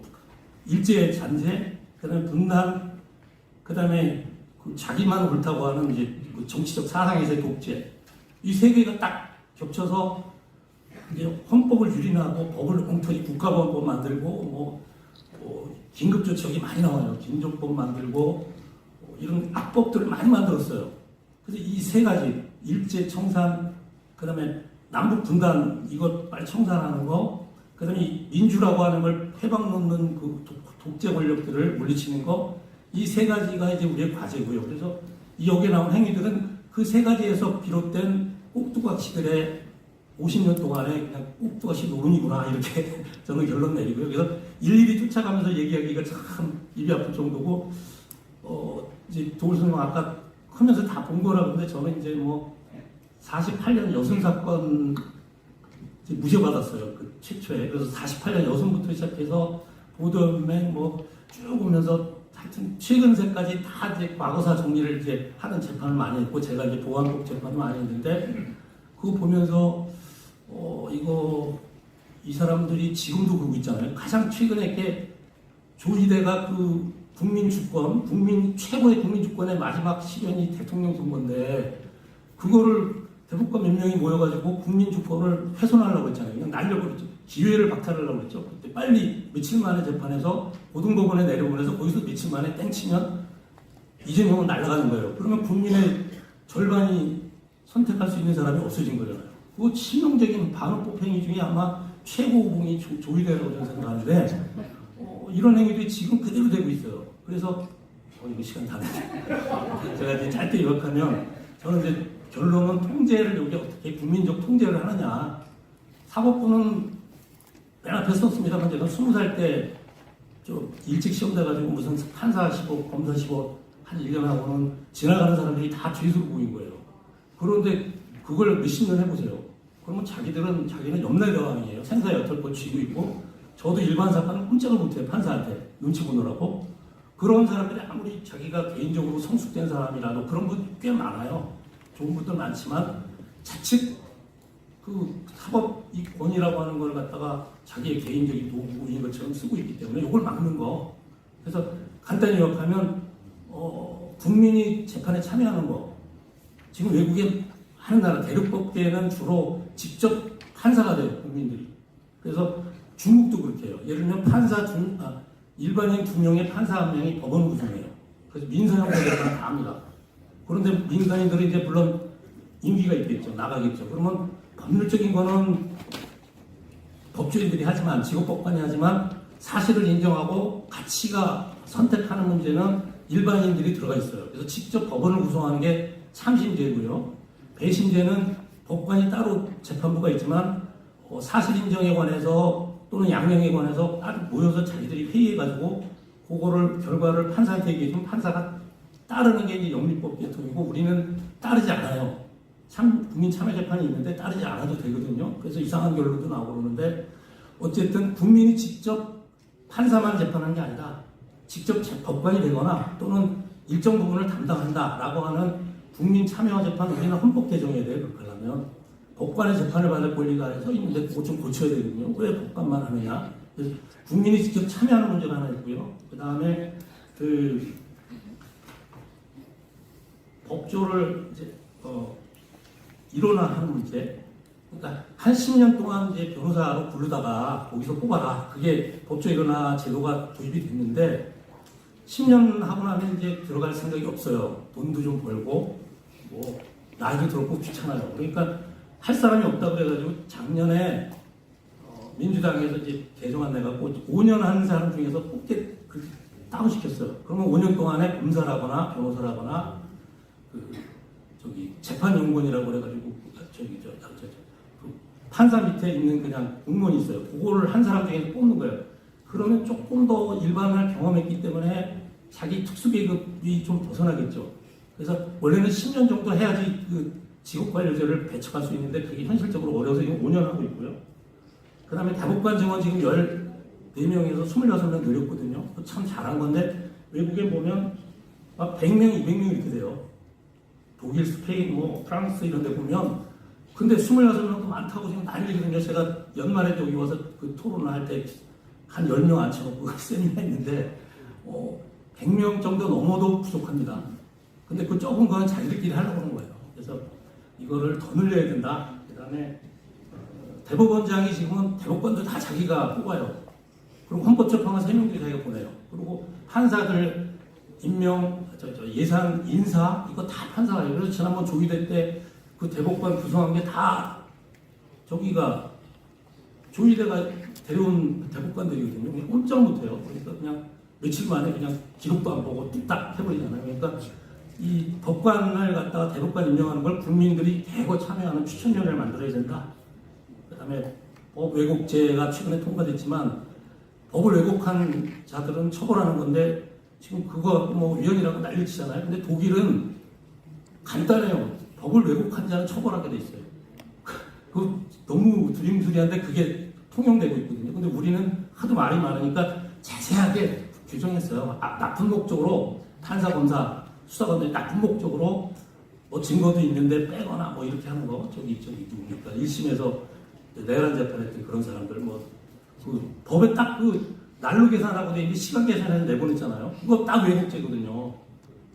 그 법 왜곡죄 도입한 게 이게 잘 됐고요. 그 다음에 헌법재판을 통해서 재판에 대해서 소원을 할 수 있게 하는 거. 이것도 지금 통과됐고 잘 됐어요. 그래서 최종 심이 아니고 사심제라고 하는데 그건 잘못된 얘기고 헌법적 관점에서 재판을 들여다보는 거예요. 그냥 다 판결을 들여다보는 게 아니고 그렇기 때문에 아까 말씀드린 가치와 이익을 어떻게 배분하느냐 그래서 어떻게 국민의 기본권을 보장하느냐에 관한 헌법재판소에 다시 한번 심리를 함으로 인해서 판사들이 자기들끼리 모여서 19살 때 50 붙어가지고 50, 60까지 평생 동안 그냥 이걸 휘둘러는 그걸 막을 수 있는 그런 견제구들이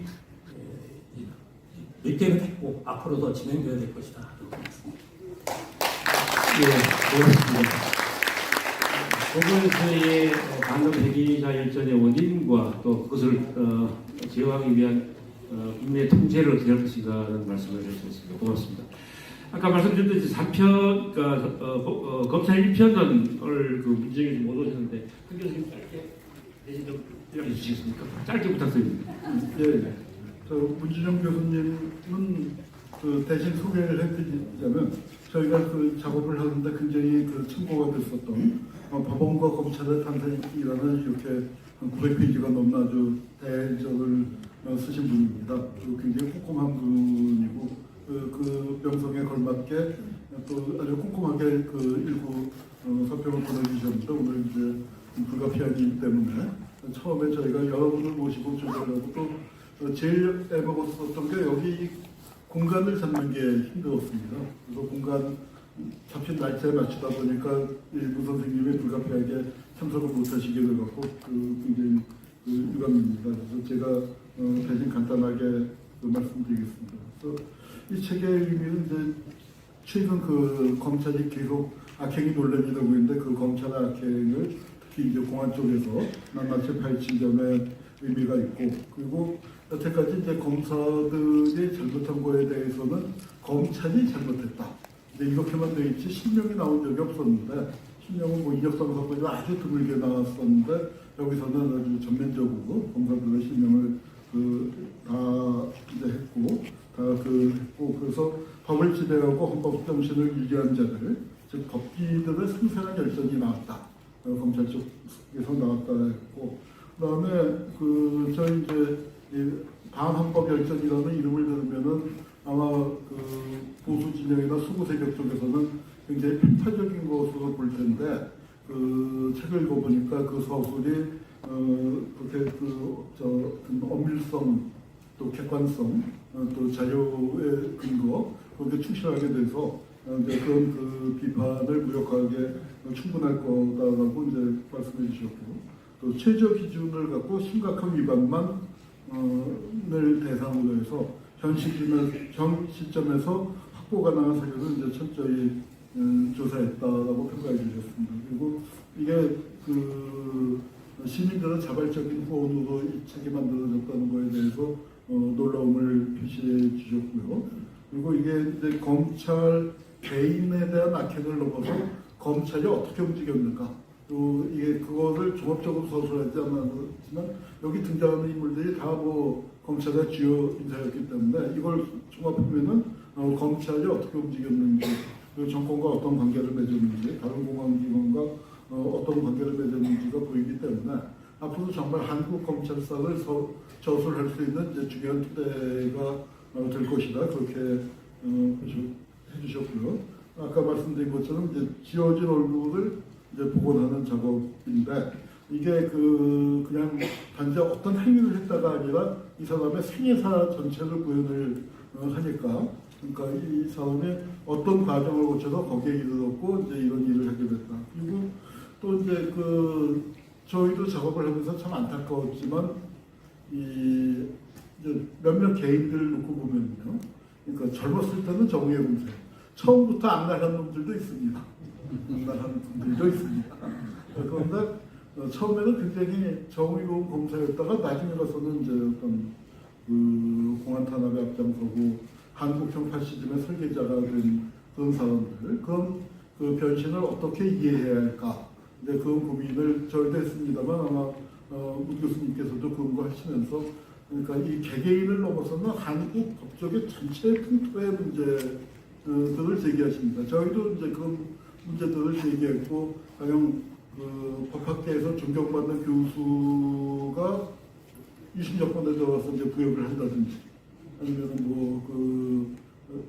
4.19 때, 그러니까 정의의 검사로 아주 높은 평가를 받았던 분이 한국형 파시즘의 설계자가 된다든지, 사회안전법이나 또 형제복지원이나 그런 거에 기초를 마련하고요. 그런 변신들을 저희도 굉장히 가슴 아프게 생각을 했는데 그 문 교수님께서도 그 점을 지적하면서 이제 그러니까 그런 것들이 인간에 대한 탐구에서도 그렇고 한국 사회의 어떤 이 악화랄까요, 탄압이랄까요, 그런 부분들과 관련해서 이제 그 탐구해야 할 부분들이 있다고 지적해 주셨고, 검찰은 대개 여태까지 이제 보면은 이런 과거사 문제가 제기되면 우리는 저 별로 힘이 없고 중앙정부고 뭐 보안사에서 해온 것을 그냥 기계적으로 처리했을 뿐이야, 수동적으로 처리했을 뿐이야라고 변명을 일삼아 왔는데 이 책 보면 전혀 그렇지 않다는 게 이제 드러난다. 그래서 이제 그렇게 말씀해 주셨고, 그러면서 이제 결국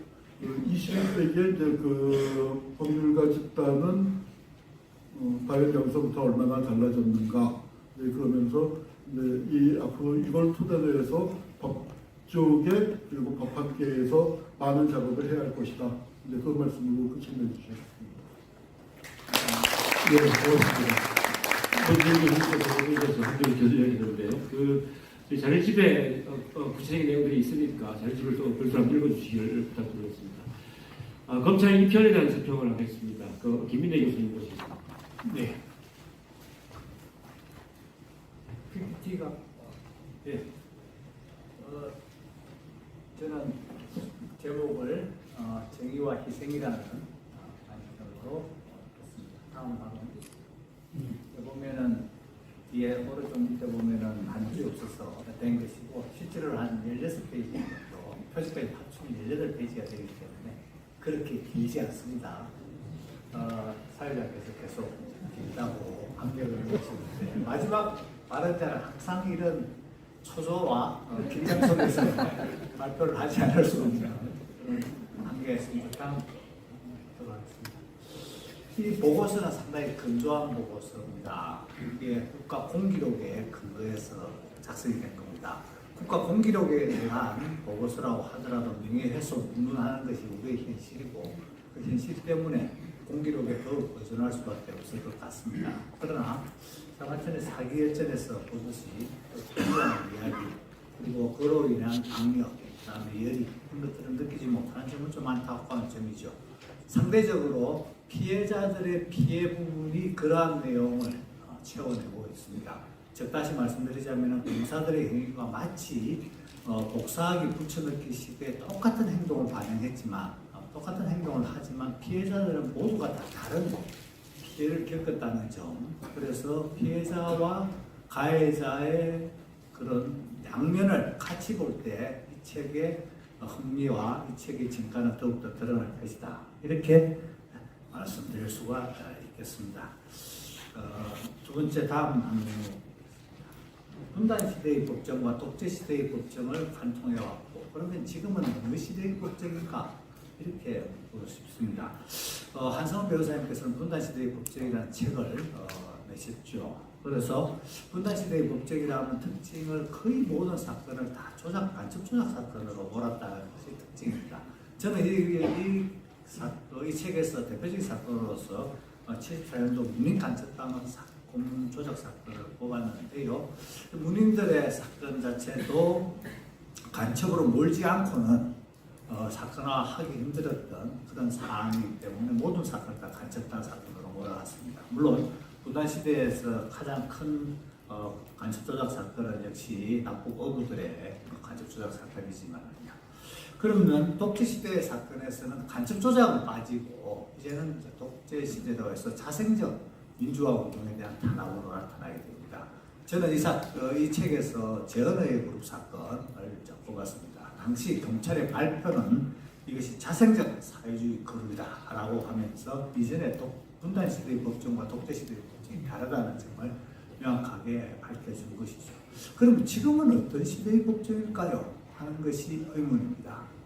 대표적인 사건으로 생각을 해보면 조국 전 법무부 장관에 대한 원짓트리직 수사 그리고 그에서 이어진 내란 사태 이렇게 본다면은 권력을 주체하지 못해서 저는 법정을 넘어서서 대한민국 전체를 좌우하는 그러한 시대로 돌입한 것이 아니냐 이렇게 판단을 할 수도 있겠습니다. 뭐 여러분들께서도 이 시대를 대표하는 사건이 무엇이고 이 시대의 법정은 무엇이라고 부를 수 있는지 한번 고민해 보는 것이 또한 이 책을 읽는데 좀 재밌는 부분이 아닐까 싶습니다.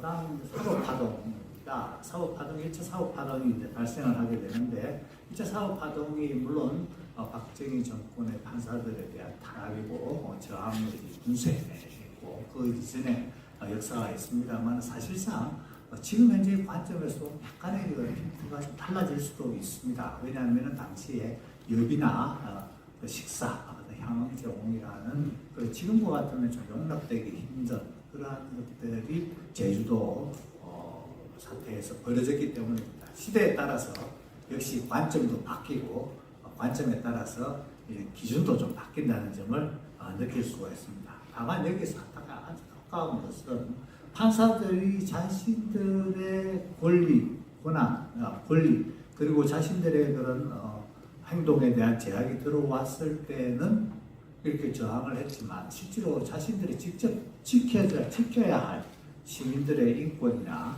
그리고 시민들의 기본권을 지키는 데는 사실상 등한히 해왔다는 점은 반드시 기록으로 좀 남겨야 되지 않을까 이런 생각입니다. 또한 독재 시대에는 어떠한 개별적인 의견 표명, 즉 조그만 집단의 자기 권리 주장도 반독재 투쟁으로 언제든지 비화될 가능성이 있고 그것 때문에 독재 정권이 조금 이렇게 신경질적인 또는 극단적인 대응을 한다는 점도 알 수가 있습니다. 다음 정치적 독립과 관련해서 말씀드리자면 검찰의 정치적 독립이 매우 중요하다고 얘기하고 사법부의 정치적 독립도 매우 중요하다고 얘기합니다. 동의합니다.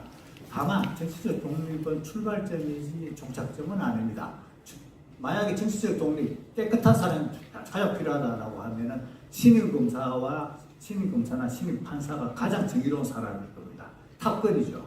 가장 중요한 사건에 가장 젊은 판사나 젊은 검사가 가야 합니다. 현실은 그렇게 돌아가지 않습니다. 내란 사건 보십시오. 내란 사건 특검을 임명하는데 최고의 검사를 임명합니다. 그리고 1심 재판도 그렇습니다. 지금 고등법원에서도 어떻게 합니까? 내란 특별부를 만들어서 심의합니다. 최고의 탑건을 내보냅니다. 탑건은 전문가가 아닙니다. 정치적 중립이라는 출발점일 뿐입니다. 내용을 채워내야 되죠. 내용을. 그 내용은 민주주의와 인권이라는 것이고 그 다음에 인간의 존엄성일 겁니다. 현대 민주주의 사회에서 절대 양보할 수 없는 세 가지 민주주의, 인권, 인간의 존엄성 이 세 가지로 이 정치적 독립이라는 것이 확보된 이후에 공백을 메꿔내지 못하는 한 검찰과 법원은 비슷한 실수를 또는 비슷한 과오를 반복할 걸로 보여집니다. 법치주의는 그래서 양면성을 가지고 있습니다. 형식적 법치주의, 실질적 법치주의 이렇게 나누고 있는데요. 사실 우리의 법치주의도 여전히 과거의 나쁜 법치주의를 다 극복하고 있지는 못합니다. 과거에 우리의 법치주의는 폭력적이고 배제적이고 차별적이었습니다. 그래서 지금 현재도 법무부 장관이나 검찰청장이나 검찰총장들이 모여서 큰 시위가 있을 때 발표할 때 법과 원칙에 따라 대응하겠다라고 했을 때 우리는 쉽게 폭력을 연상합니다. 거리에 폭력을 연상합니다. 그래서 아직까지는 우리는 폭력의 법치주의를 다 떨쳐내지 못했습니다. 어쩌면 법치주의의 고유 속성일 수도 있습니다. 그래서 이것이 있다는 것을 아는 것이 매우 중요합니다. 법치주의가 좋은 것이다. 법률은 좋은 것이다. 라는 것은 환상이라는 것이죠. 좋은 점도 있고 나쁜 점도 있고 그러나 우리는 좋은 선택을 계속해 나갈 때 좋은 법치주의가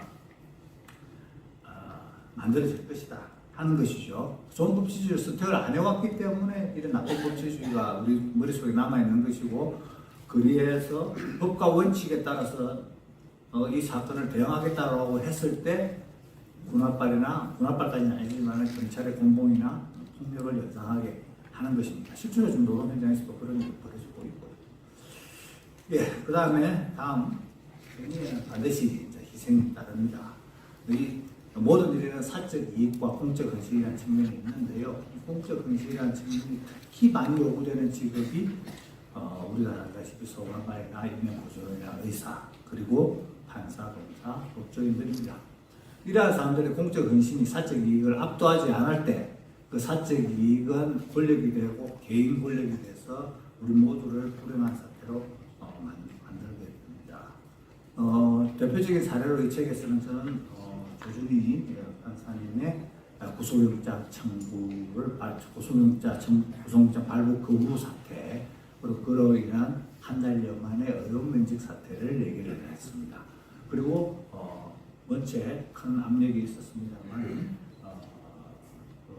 선교자금 횡령 사건 1975년도에서는 판사에 대한 압력으로 판사가 자살까지 생각했던 그런 압력이 있었던 것이죠. 그게 어느 정도라도 대응을 했기 때문에 어느 정도 조준 판사님 같은 경우는 대응을 했기 때문에 사법부가 그나마 우리가 기대를 언덕이었다 이렇게 평가를 할 수가 있을 것 같고요. 다만 그런 것들이 맥이 끊어지면서 점점 더 사법부 전체에 대한 우리 신뢰라기보다는 개별 판사에 대한 신뢰로 축소되어 가다가 개별 판사마저도 우리가 이제 더 이상 기댈 사람을 발견하지 못하는 그런 사태로 이어진다 이렇게 얘기할 수 있겠습니다. 그다음 독재시대 판례를 여전히 교과서에서 소개하고 있는 사건으로서 그 유명한 송시리가 판결이 있습니다. 송시리가 사건은 재판을 7번을 했다는 걸 아실 것이고요. 2번이나 무죄 취지의 파기환송이 대부분 했었습니다만 세 번째 유죄 판결이 나오게 됩니다. 고문과 자백 사이에 인과관계가 없다는 것이 명백하다면 고문으로 인한 자백이라도 쓸 수 있다는 겁니다.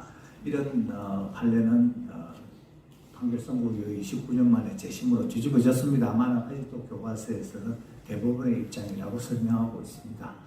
이것은 사실상 폐기된 것이나 다름없는데 여전히 지금 이제 그렇게 소개하고 있는 것이죠. 그 소개는 지적인 나태이기도 하지만 법을 공부하는 로스쿨생이나 그리고 또 젊은 판검사들한테 좋지 않은 영향을 끼치고 있는 것은 틀림없는 사실입니다. 1984년도 유명한 판례입니다.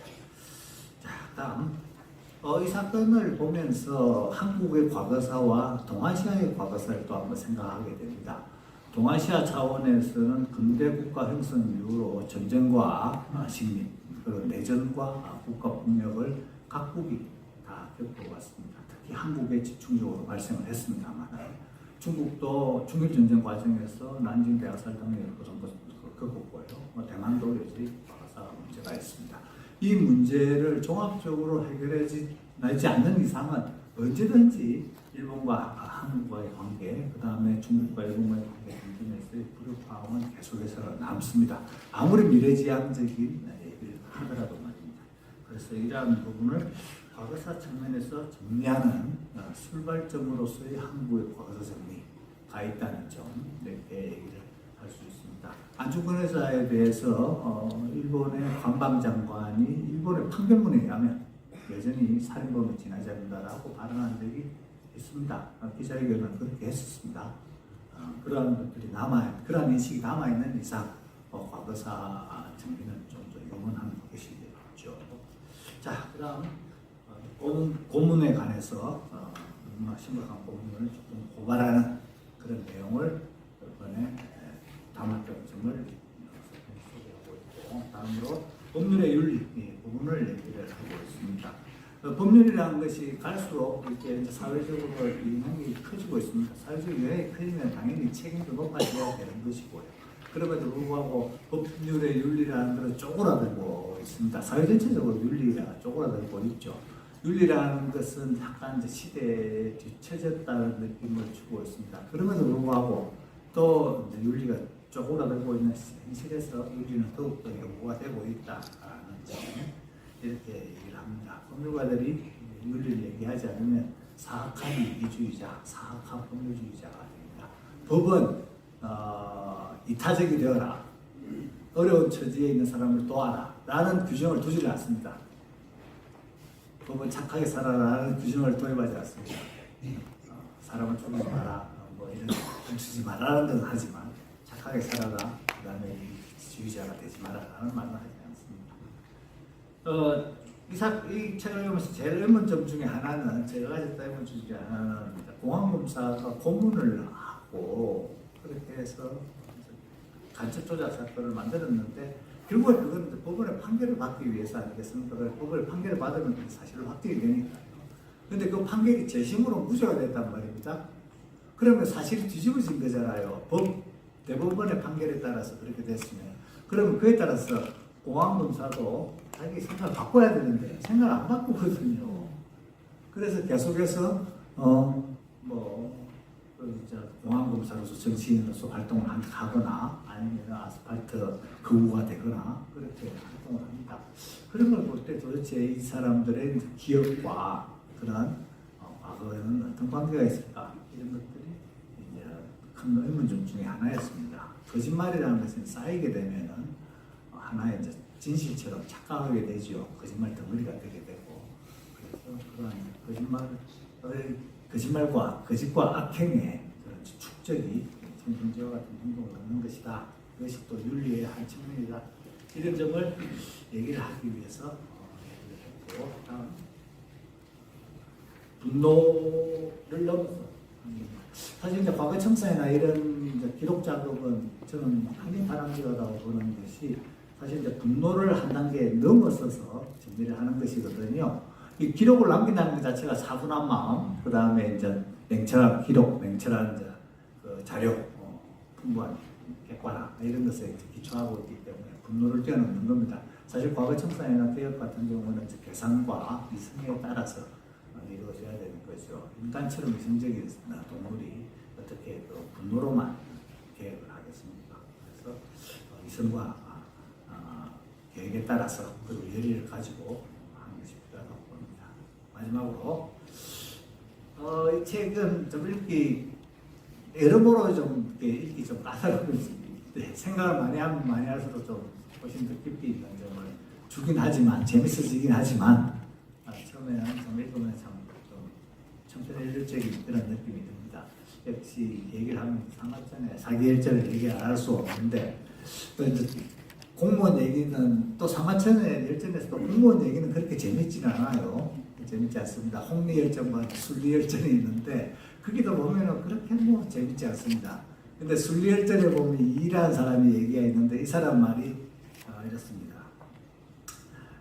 신의 아래 사람에게 제 지위를 양보한 적이 없었습니다. 많은 복록을 받고 있었지만 그것을 아래 사람에게 나눠준 적도 없습니다. 그런데 판결을 내려 죄 없는 사람을 죽이고 나서 그 죄를 아래 사람에게 돌린다는 일은 지금까지 들어본 적이 없습니다. 라고 하면서 전하라 시대, 황궁시대 사람인데 그러면서 자기 죄를 인정하고 칼을 죽습니다. 이제 이 정도로 정의라는 것은 좀 무서운 것이죠. 자기의 목숨과 다른 사람의 목숨을 같은 저울 위에 올리는 것이기 때문입니다. 그러한 윤리, 고대 중국인의 그런 윤리가 지금도 여전히 의미를 가지고 있는 그런 시대라고 봅니다. 이런 것들은 아무리 강조해도 부족하지 않다고 보여집니다. 이 책을 읽고 저는 약간 마음이 조금이나마 좀 가벼워졌습니다. 우리 공동체 차원에서는 많은 사람들의 희생으로 민주주의와 인권 의식이 높아진 결과일 것이라고 생각하고, 그러나 무엇보다도 이 과제를 자신의 소명으로 받아들이고 집회에 참여하신 분들의 공이 큽니다. 이분들의 공이 민주주의와 인권 그리고 인간의 존엄성을 위한 우리 여정에 큰 힘이 될 거라고 생각합니다. 제자들의 윤리와 철학이 넓은 곳까지 널리 퍼지기를 진심으로 바랍니다. 이상입니다. 세상의 빅피처를 꼼꼼하게 세계에 대한 설명을 해주셨습니다. 한 교수님, 제 교수님 나오셨으니까 세 분 선택에 대해서 혹시 짧게 말씀 좀 해주시겠습니까? 네, 그러니까 다 답할 수는 없고 또 정리할 말씀들이 많았기 때문에 감사하다는 말로 말씀을 드리고요. 이제 몇 가지만 설명을 드린다면 저희가 이제 굉장히 좀 가능한 건조하게 드라이하게 썼습니다.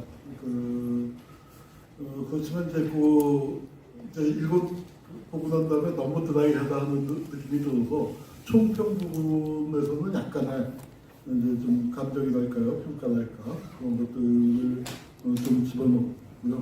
아까 이제 법조윤리 말씀을 준비하셨는데 사실 뭐 검사편도 있지만 법관편에서 이제 법조윤리와 관련된 사람이 아주 중요한 사람이 한 명 들어왔습니다. 아마 김인혜 교수도 수법시험 보시고 난 다음에 그분한테 강의를 들었을 거라고 생각을 하는데 그분은 우리 이제 법관편에는 다 나쁜 판결을 내린 이런 판결을 판사 이제 그런 사람들이 들어갔는데 한 명이 나쁜 판결이 단 한 건도 없는데 들어온 분이 있어요. 그런데 그분은 뭘 했냐면은 유태현 대법원장 시절에 비서실장이었습니다. 그래서 안기부의 오더를 받아서 그걸 알아서 그 당시 용어로 조정을 하는, 그래서 소지소문 없게 이제 그 조정을 하는 그 역할을 했습니다. 그 역할만 했으면은 안 들어갔을 겁니다. 그런 사람은 어느 시대나 있었기 때문에. 그런데 제가 그분을 집어넣은 이유, 그리고 그분을 그 반환법 행위자들 중에서도 판사 중에서 누가 제일 나빠요 하면 그분을 제일 먼저 꼽은 이유는 왜냐하면 그분이 그런 일을 했던 게 알려져서 대법관이 되질 못했습니다. 조금 민주화가 된 다음에. 그래서 이제 고등법원장급으로 오래 이제 대법원 들어가려고 오래 있었는데 고등법원에서 서열이 제일 높은 게 사법연수원입니다. 사법연수원장이 됐는데 사법연수원에서 무엇을 가르쳤느냐 하면 법조윤리를 가르쳤습니다. 그러니까 안기부 오더 받아서 그렇게 재판을 했던 사람이 법조윤리를 가르치고 거기에 그 법조윤리를 배운 사람들이 지금의 사법 엘리트들을 다 형성하고 있는 겁니다. 그러니까 이제 그런 것들을 아마 오늘날에 이제 뿌리가 되지 않았나 이제 그런 말씀 드릴 수 있고요. 그리고 이제 분노가 아니라 뭐 이성으로서 이제 이런 작업을 해야 한다는 말에 결과적으로 동의하지만 그러나 또 중요한 부분이 있습니다. 솔직하게 얘기해서 분노가 없었으면 이 작업은 하지 못했습니다. 그 분노는 저는 당연한 거라고 합니다. 다만 그 분노를 어떤 방식으로 표출하느냐, 어떤 방식으로 표출하느냐인데 저도 그렇고 우리 선생님들도 그렇고 굉장한 분노를 갖고 있는데 그걸 사격하면서 이제 그런 작업을 했고 그다음에 이제 이 작업이 처음 시작할 때부터 끝까지 그러니까 이 국가폭력의 가해자들을 역사의 법정에 세우는 공소장이다. 그리고 이행기 정의를 세워야 한다. 뭐 그런 점에 대해서 그거는 가장 중요한 부분이죠. 가장 중요한 부분인데 저 개인적으로는 조금 생각이 바뀐 부분이 있었습니다. 그 중간에 이제 제가 신분이 조금 바뀐 부분이 하나가 있어요. 이제 연구자로서 과거사와 관련된 연구자로서 활동가로서 이 작업을 시작을 했지만 제가 이 작업을 하던 중에 재혼을 했는데 저희 아내가 7살 때 아버지가 박정희 정권에 의해서 사형을 당했습니다. 남조선 해방전략당 사건이라고 해서 그래서 그 사형을 당한 피해 유가족이었기 때문에 저도 뒤늦게 유가족이 됐죠. 그래서 이제 유가족들을 많이 만나고 또 피해자들을 많이 만나고 했었지만 직접 제가 당사자의 그 위치에 서보니까 또 많은 게 새롭게 보이기 시작을 했습니다. 그러면서 이제 드는 마음이 길게 말씀은 드리지 않겠습니다만 이게 정말 우리가 지금 여기서 다루는 사건이 노태우 정권이니까 노태우 정권 때 일어난 일이면은 벌써 35년 거의 해방이 된 다음에 대한적 시기의 일 이상이 되는 그런 문제들을 다루고 있는 거거든요. 그래서 이제 살아있는 사람을 처벌하는 것도 역사의 법정에 세우는 것도 중요하지만 정말로 피해자들에게 필요한 것은 그 사람들로부터 잘못했다는 말을 받아내는 것이다. 여러분 5.18 저론 같은 거 어떻게 하면 없어지겠습니까? 가해자들이 잘못했다고 사과할 때 없어지는 것인데 저는 이런 역사의 법정에 세우는 작업이 살아있는 가해자나 또는 가해자 쪽의 어떤 후손이나 관련자들이 우리 공동체를 위해서 과거의 악행에 대해서 진심으로 사과하고 피해자들에게 용서를 구하는 그런 작업이 좀 어떤 계기가 되었으면 하는 바람이 또 있습니다. 감사합니다. 갑자기 이제 필리나 쪽 입장에서 잠시 울먹해 주신 것 같습니다. 아마 설명을 해주신 분이나 한 교수나 하시고 싶은 말씀은 참 많으실 거라고 생각합니다. 아쉽지만 시간 관계상 줄이도록 하겠습니다. 아까도 말씀드렸지만 서평 자유시대 서평이 아주 구체적으로 실려있습니다. 그거 한번 읽어보시면 내란 이후에 어떤 대통령 편, 보건검찰에 대한 큰 흐름을 증명할 수 있을 것을 꼭 읽어봤습니다. 자, 네 분께 박수로 부탁드리겠습니다. 시간이 열심히 안 넘기려고 지금 노력을 하는 중입니다. 그래도 혹시 싶어서요.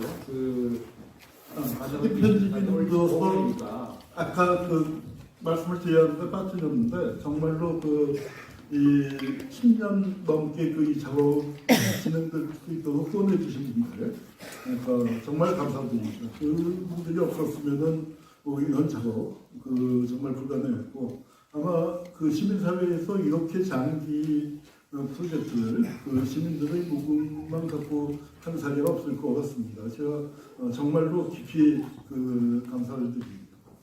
예. 혹시 몰랐어요. 그러니까 저희들 1차 보고를 했는데 그래도 궁금한 것이 있다면 객석에 한두 분 정도만 좀 질문을 받아볼 것 같은데 저희 마이크를 열어 주시겠습니까? 한 교수께서 답변을 해주실 것 같은데 잠깐 앞에 계시면 되는데 모자 쓰신 분 짧게 부탁드립니다. 김영태 변호사님께 질문드리는데요. 반헌법 회기 우리나라의 반헌법 회기 최초는 반민특위로 생각합니다. 저는. 근데 반민특위 재심 개시가 얼마 전에 있었는데 그 재심 개시 그게 언제쯤 결정이 날지 좀 한 말씀 해주시면 좋겠습니다. 반민특위에 이제 국회 프락치 사건으로 그러면 반민족행위 처벌법 만들니까 그걸 이제 누르려고 이승만이가 만든 게 그 사건이고요. 그 사건 이제 시작한 재심이 개시가 됐습니다. 그리고 재판이 열렸고요. 며칠 전에. 그리고 다행히 법원이 아주 좋은 판사를 만들어가지고 원래 우리 아까 여순 사건 때 첫 사건을 저희가 할 때 그 기록이 없어가지고 원래 재심하는 기록이 있어야 되거든요. 그러니까 기록이 없으니까 재판을 못 하는데 그때도 순천에 있는 판사가 좋은 분을 만나서 검사한테 막 윽박 질러가지고 공소장을 써오라고 했어요. 그러니까 지금 7, 80년대 검사가 어떻게 씁니까? 근데 어쨌든 책 보고 이래가지고 공소장 하나 만들어서 열차 기관사가 죽인 건데 공소장 써가지고 거기에 대해서 무죄를 선고했어요. 그러니까 이걸 대법원까지 쭉 올라갔죠. 그래서 이거 왜 기록도 없는데 어떻게 무죄가 되느냐, 유무죄가 이렇게 이제 계속 항소 상고를 한 거죠. 검찰에서 법원에서. 근데 법원에서 대법원에서 확정을 해서 원래는 안 되는데 무죄를 해줬고 그 케이스를 저희가 이번에 여기도 이제 계속 주장을 했더니 그 판사가 이 사건은 뭐냐면 이분들이 국회의원들을 13명인가를 잡아다가 고문을 무지하게 해가지고 재판을 해서 형을 다 받았어요. 10년부터 3년까지. 근데 재판 중에 유죄가 터지니까 형무소가 그냥 깨져가지고 다 사라졌어요. 이분들이 이제 월북했다, 납북됐다, 행방불명이다 이런 여러 가지가 종합되는데 어쨌든 사람이 없으니까 법을 만들어가지고 공소기각을 해버렸어요. 51년도에. 근데 재심이라는 건 원래 무죄를 해야지 성립하는 거거든요. 근데 공소기각 됐으니까 재심 대상이 원래 아닙니다. 근데 그 법원에서 저희가 옛날 여순 사건도 그랬고 그래서 이거는 국가가 잘못해서 사람을 놓쳐놓고 왜 이걸 재심 못하게 하느냐 이렇게 막 주장했더니 아주 상세하게 심리할 듯한 현재까지는 그런 태도입니다. 그래서 여순 사건처럼 아마 심리를 해서 무죄가 나기를 저희는 이제 기대합니다. 그래서 아마 6개월 정도 이렇게 끝나지 않을까? 여순 사건처럼 그렇게 해서 끝나는 게 이제 사건이 그렇게 될 거라고 생각합니다. 예, 고맙습니다. 아시니까 한 분만 더 받겠습니다. 네, 저쪽 가운데 뒷분 검은 옷 입으신 분 주시죠.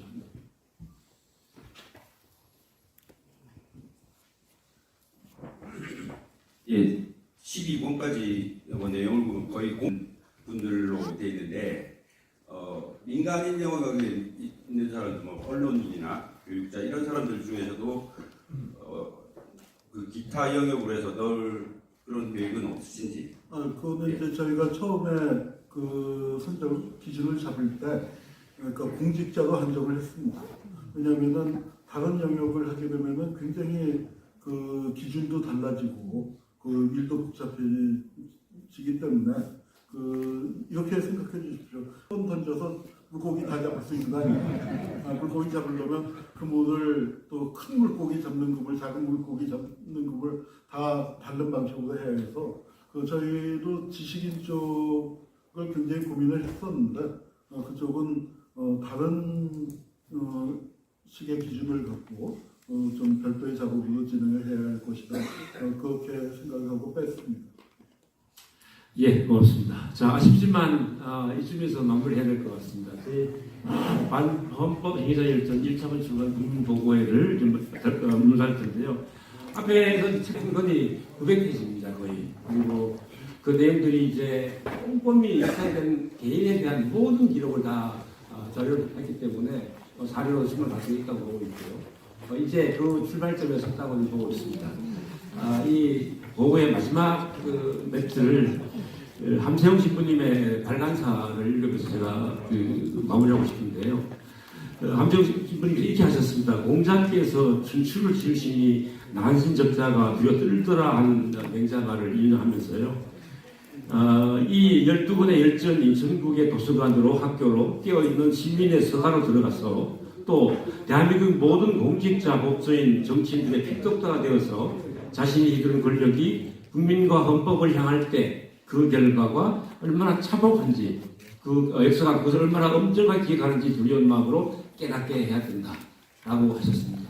저희들이 이제 그 출발점에서 있다고 보고 있고요. 저희들이 앞으로 한 작업들이 남아 있습니다. 앞으로는 더 많은 국민들과 만나는 시간도 갈 거고요. 또 마무리 작업들을 더 열심히 해서 반헌법 행사열전에서 여러분들 최선을 다하도록 하겠습니다. 오늘 귀한 자리 해주셔서 고맙습니다. 수고하셨습니다.